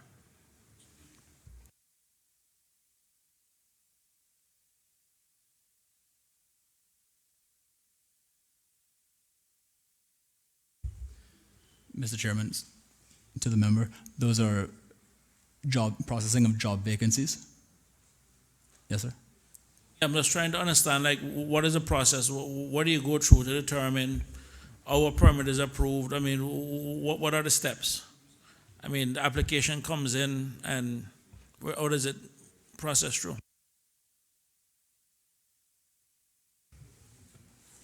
Through you, Mr. Chairman. The process is that the starting point is all employers and all job seekers must register on our portal. And anyone who is looking for or has a job vacancy must use the portal to look for available Caymanians. So rather than advertise in the newspaper, they will advertise on the portal. And our portal is designed to match the qualifications of Caymanians that are listed with the qualifications listed for the job that's available. An employer must go through the list of available Caymanians, and they must consider any qualified Caymanians for the post, or provide substantial reasons for not hiring the Caymanian, which we will then consider whether, against some benchmarked strategies, whether or not they should have hired the Caymanian. And if, for example, if there's a job posting and there are no available Caymanians, then that employer can proceed on to apply for a work permit. But in any case where a Caymanian matches the qualifications of the job that's advertised, they must interview the Caymanian. And we will have that information on a screen by our administrators who will be considering those applications. And so rather than rely on ads or ads that maybe have been tossed in the garbage, we will have qualified Caymanian job applicants matched with job availabilities on our portal. So, how many people do we have employed in, sorry, Mr. Chairman, through you, how many people do we have employed in the enforcement section for the work, for Department of Work? Through you, Mr. Chairman, we currently have 9, and we have 1 that we believe will also be joining. Thank you, Mr. Chairman. The reason I raised that issue, because about a couple of weeks back, I had to cuss out one HR person in particular in one of the hotels. And the reason being is that I know for a fact where Caymanians did apply and in essence qualified, have worked elsewhere and were just looking at opportunities and pretty much I've basically didn't get anywhere. And my question in all of this is, do we honestly believe, considering, and I know this is something that the Premier himself is aware of, because he has mentioned it before in terms of discrimination for Caymanians, and I think he did in the first SPS since being elected, had mentioned something about, I think, some fair discrimination type agency. But the question is, do we suspect that 9 people is enough to police the Labor Department in light of some of the challenges that we know that exist within the private sector? Mr. Chairman, this is a work in progress. So we're building out this new department, and we're going to have to scale it up. The agency that the member from Bordentown West just spoke about is something I hope to bring to this House, the Fair Employment Agency next year, which will complement the work of work. The problem that we've had for all these years is that the whole immigration system was just not designed to properly investigate. Let me not say that. when it was designed, the numbers of people on work permit were small enough that it was capable of investigating each of these situations. But the kind of numbers that we're talking about now, impossible. We'll never be able to hire enough investigators to do all of these things, which is why we have to rely on technology as a major tool to assist us to know whether or not employers are treating Caymanian applicants fairly when they apply and giving them a decent chance. Complement that with some inspectors who can actually go and do spot cases,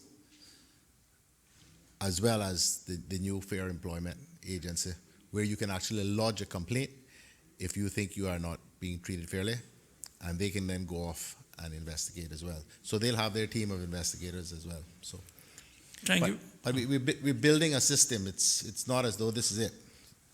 Thank you, Mr. Premier. Through you, Mr. Chairman, would the government consider the concept of putting in some kind of whistleblower or anonymous type hotline where, because most of the people knows what's going on in the workplace, but would it be a situation where they can call in, they get some kind of code, you investigate it, you find the company, and basically they get a percentage of basically the fine that the company would have? Because that's one way of incentivizing the public in terms of helping government, because it is also incumbent on people within the labor markets or the labor force to recognize that the government can't police every single thing, and we also have a duty and responsibility as good citizens, if we see a crime taking place, especially against Caymanian workers, to actually report it, or at a minimum do something about it.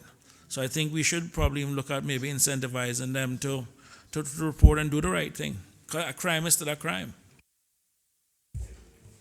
Mr. Chairman, through you to the member, that is absolutely part of the transformation process. Anonymous tip lines were available under the Department of Immigration and will continue going forward under work. I might also add to your previous question that there has been a number of joint task force models created between our Work Compliance Division and our partners with the RCIPS, Customs and Border Control, DCI, Labor and Pensions, recognizing that offenses in one particular category may also lead to the detection of offenses in other categories.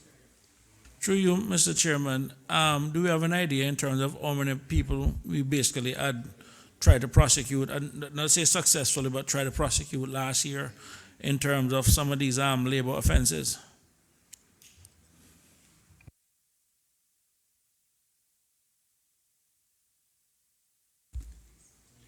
Mr. Chairman, to the member, I do have the statistics from the Compliance Division, just not readily available to me right now. So if you give me a second, I can get that information. Well, while you're looking at one, I can just move to my next question then. I noticed one of the things that was also included in the output is training workshop programs delivered in accordance with established criteria. I'm just curious again in terms of what would those established criteria be, and pretty much how those training workshop develops.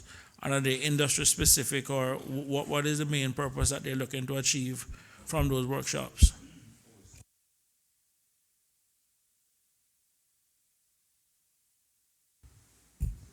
Through you, Mr. Chairman, Work currently has about 15 programs, and we are continuing to build these with partnerships in the community. We have those that are already familiar to you, the Ready to Work program. We have Employability Skills 101. We are starting next month what we call the Silver Series, which is for people age 55 and over, because we recognize that an aging population still needs to work. And so we're going to be equipping them with basic skills to be able to find jobs. Employability Skills 101 with on temporary license from the HMCIPS.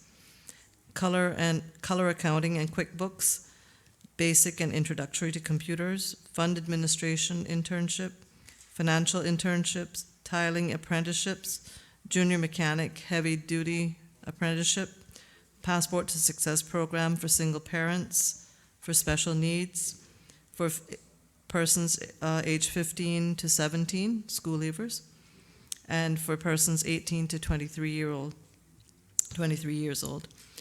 We also have a program for registered behavioral technicians, home health care aides, beauty school, and massage. And in addition to those, we are partnering with other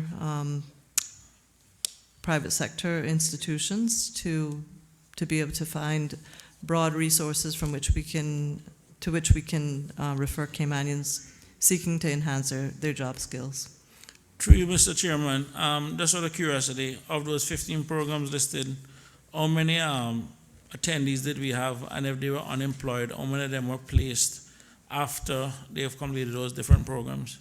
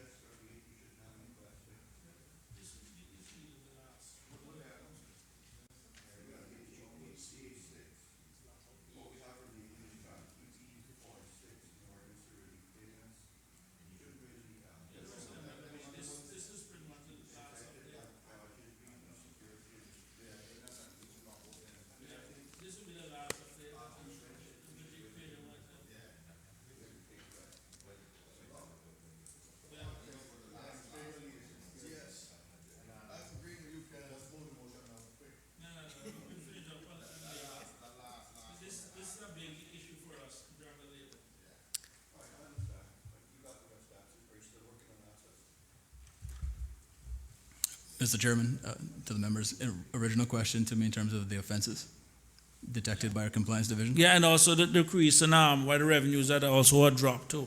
I think those are the ones that you were investigating. In terms of the revenue numbers, our finance team will commit to getting those numbers back to you. They're not readily available to me right now. Okay. In terms of our compliance division, year to date, the compliance division has dealt with 117 offenses, Mr. Chairman, and I can break those down further for the member if he would like.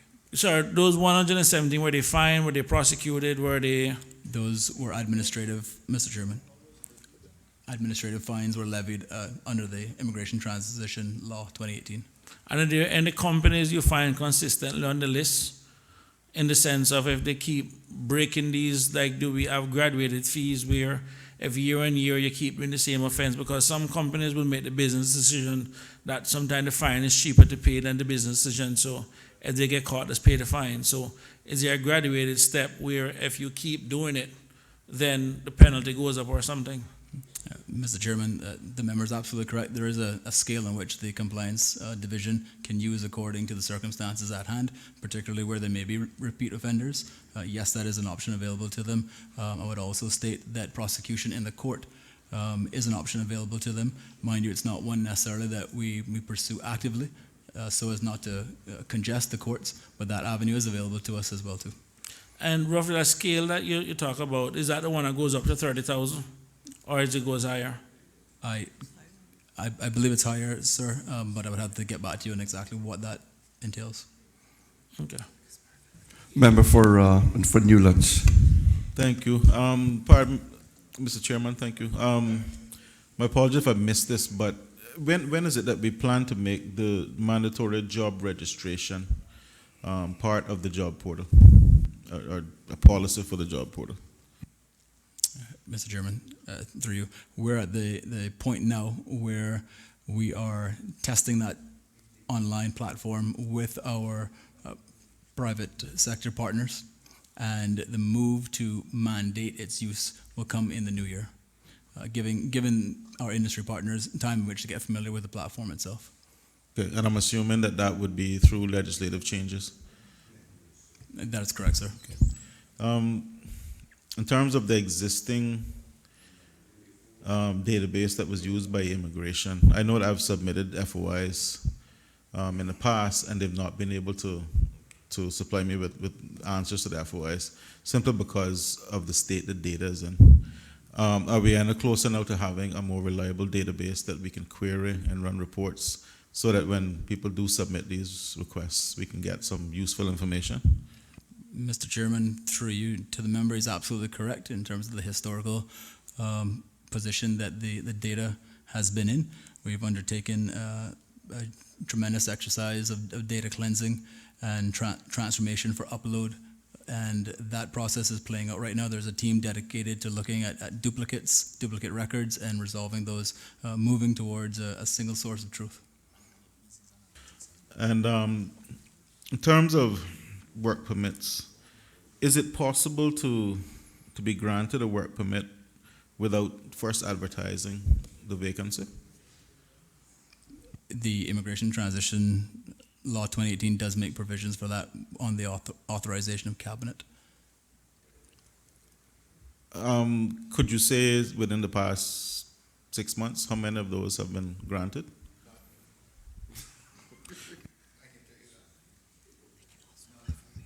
None.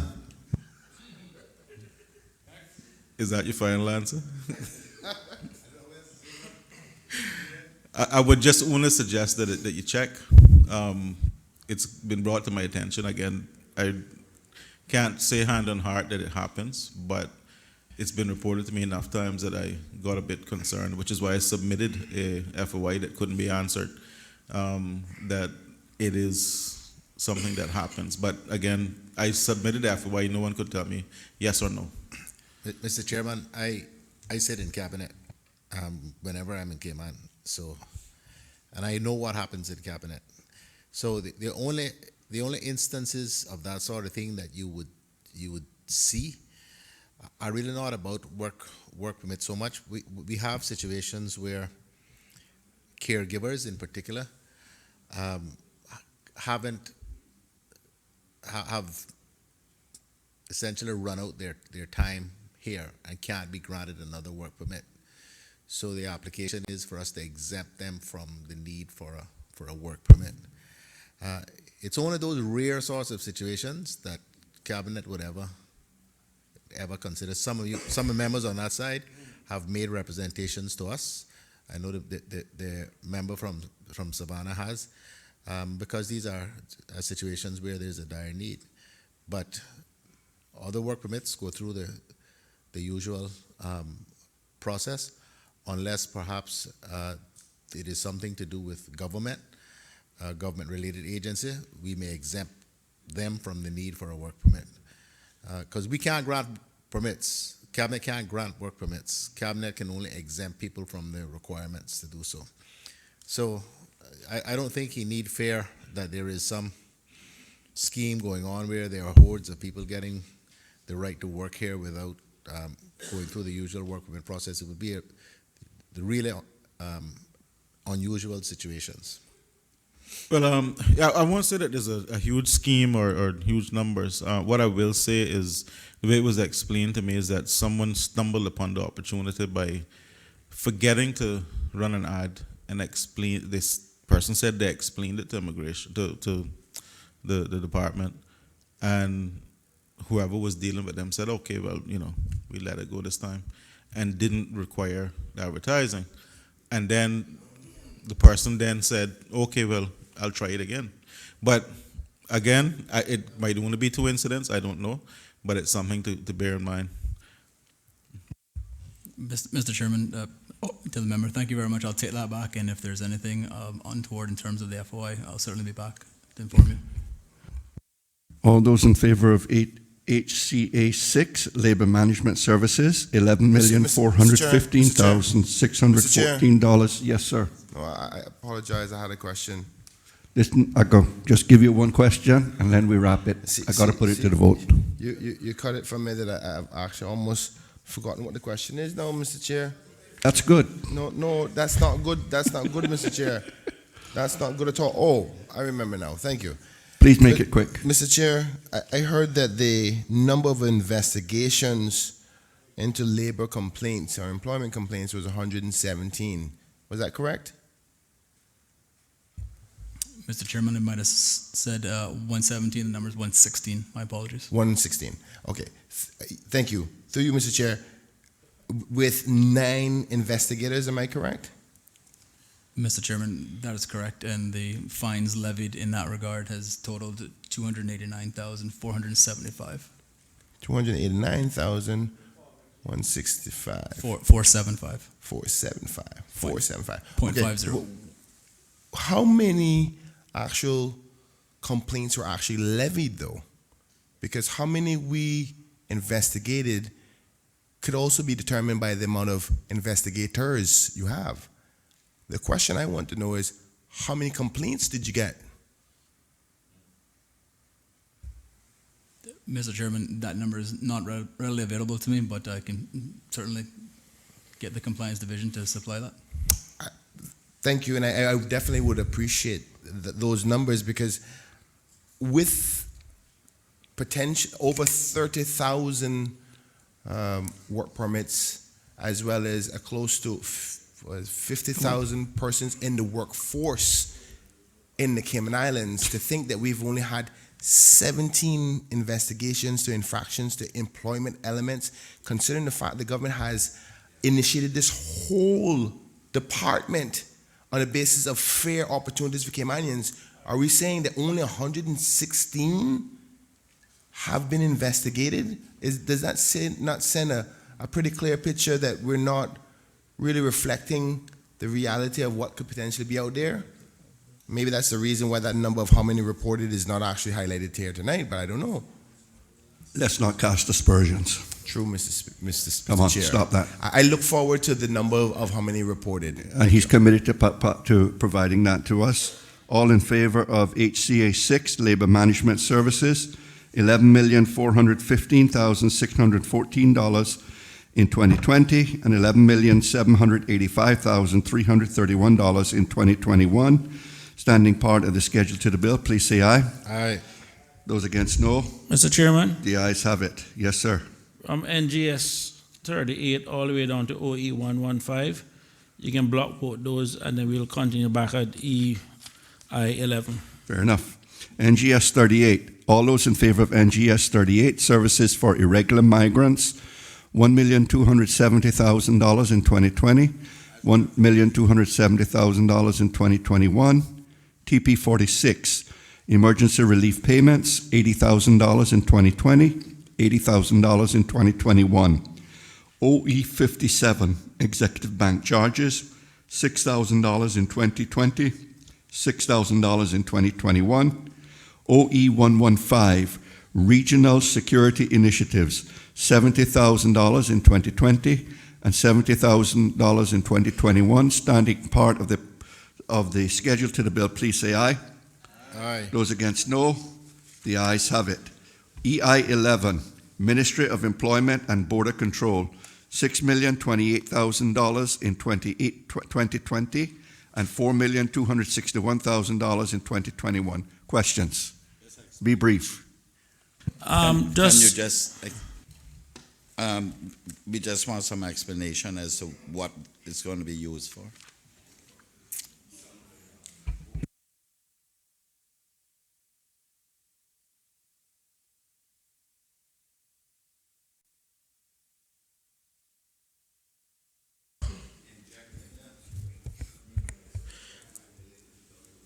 Through the chair.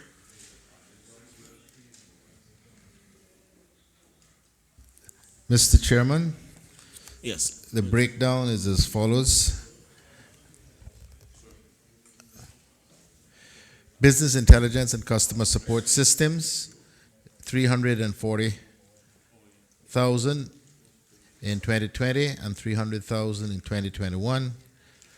Border security systems, 4,593,000 in 2020 and 3,461,000 in 2021, and the establishment of work, 1,095,000 $500,000 in 2020 and $500,000 in 2021. Did we hear that all these things were completed? There's strategic plans for these developments?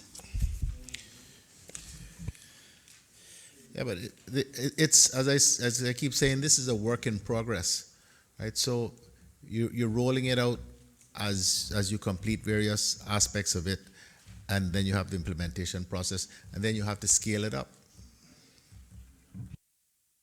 Through you, Mr. Chairman, I noticed this entire E111 budget on page 268 would have spent over $35 million between 2019 and 2021, with $25 million being spent this year and $10 million and change being spent over the next 2 years.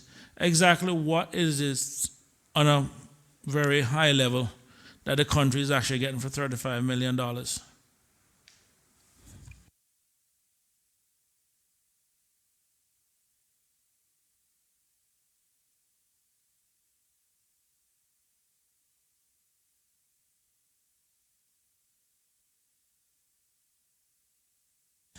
Mr. Speaker, Mr. Chairman, may I ask the member from Bourton West again to refer me to what he's... Sir, on page 268 of the planning estimates, Honorable Premier, which is also where we were directed in terms of the schedule that was provided to us, I couldn't help but notice that E111 for 2019 was $25 million, for 2020, $6,028,000, and for 2021, $4,261,000. So naturally, you would expect that $25 million would definitely jump out to $35 million, literally over 3 years.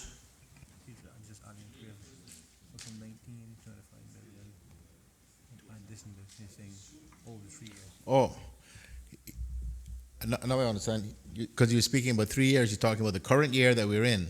Well, I'm assuming, well, as you were saying, And then because the 2 years everything to was, come. yeah, I thought, because you were saying that everything is being rolled out, like, I guess, in bits. So you and want some pieces. history? Okay. Yeah, thank. Got it now? All right, so the money we've spent and the spending in the current year and the 2 additional years, he's asking what is the country getting for all that money?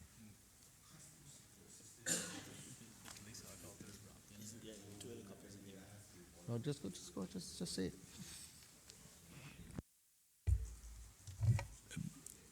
Mr. Chairman, through you to the member, a large majority of that is encompassed in terms of the purchase of the RCIPS helicopter. The remaining the remaining funding is to support advances in the border control under the Customs and Border Control. They're not, sir.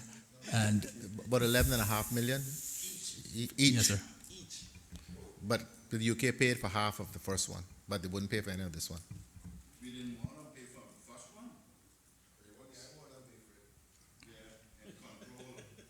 one. Thank you, Mr. Chairman. Just through you, sir, and the 10 million over the next 2 years. Sorry, I didn't hear the answer for that one in terms of, is that, what are the major items that we're purchasing for that one? Mr. Chairman, through you to the member, the police expenditures wrapped up in this. Because I have responsibility for all of that, so. Okay.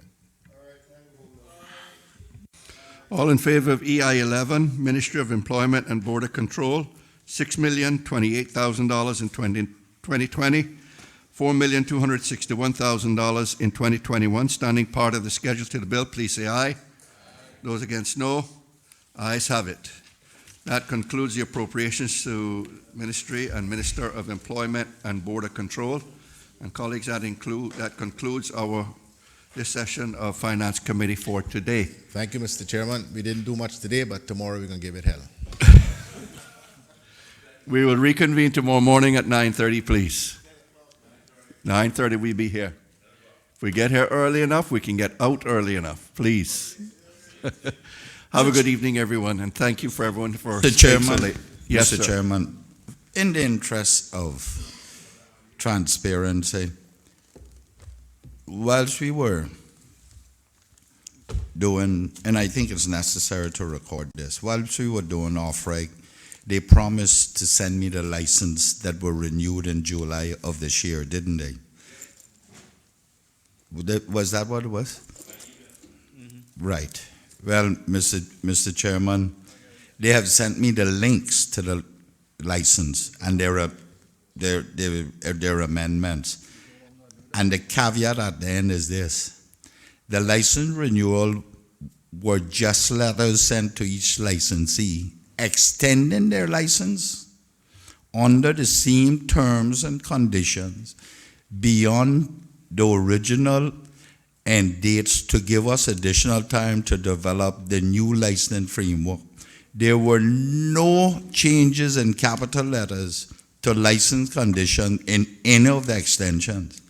I will send copies of each of those letters to you tomorrow. Now, Mr. Chairman, let me tell you, this is a waste of time for people to come here to a finance committee and give us these smoke screens, and then they send something completely opposite from what they promised and what they say they have done. Something needs to be done with this. But Mr. Chairman, I don't understand that at all. They've done exactly what I understood them to say they would do. What's wrong with that?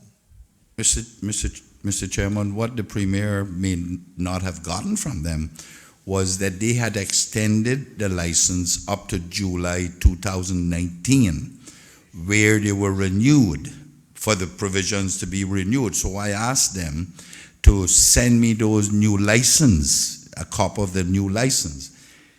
It has not been, the new license had not been issued. But they didn't say that they were issued new license. They said they renewed them. They renewed them. On what, they haven't been renewed either. They just sent them a letter extending them. But that renewal was in the interest of reforming the whole system.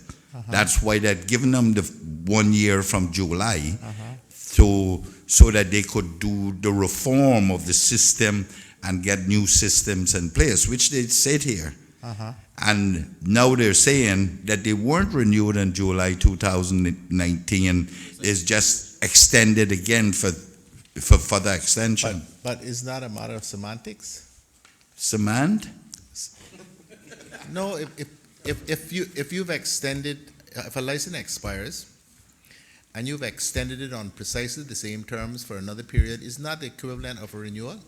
No, but the renewal was in 2018. They were expired, so they renewed them for 1 year under the same conditions to give them the opportunity to reform the license, which they're still doing. Well, they didn't say that. That's what they said. They said they're still working on an overall framework.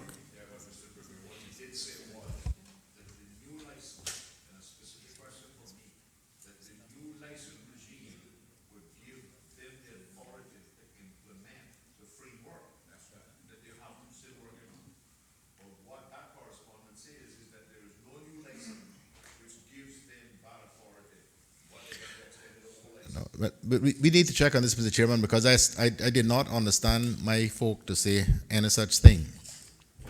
What they said is they had renewed the letters. The news extended. They said they renewed the licenses on the same terms.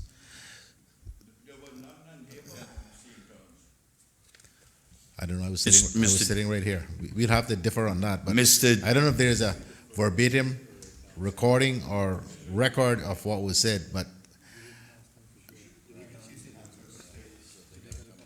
they're coming back anyway, so we can go through this tomorrow when they come back. If not tomorrow.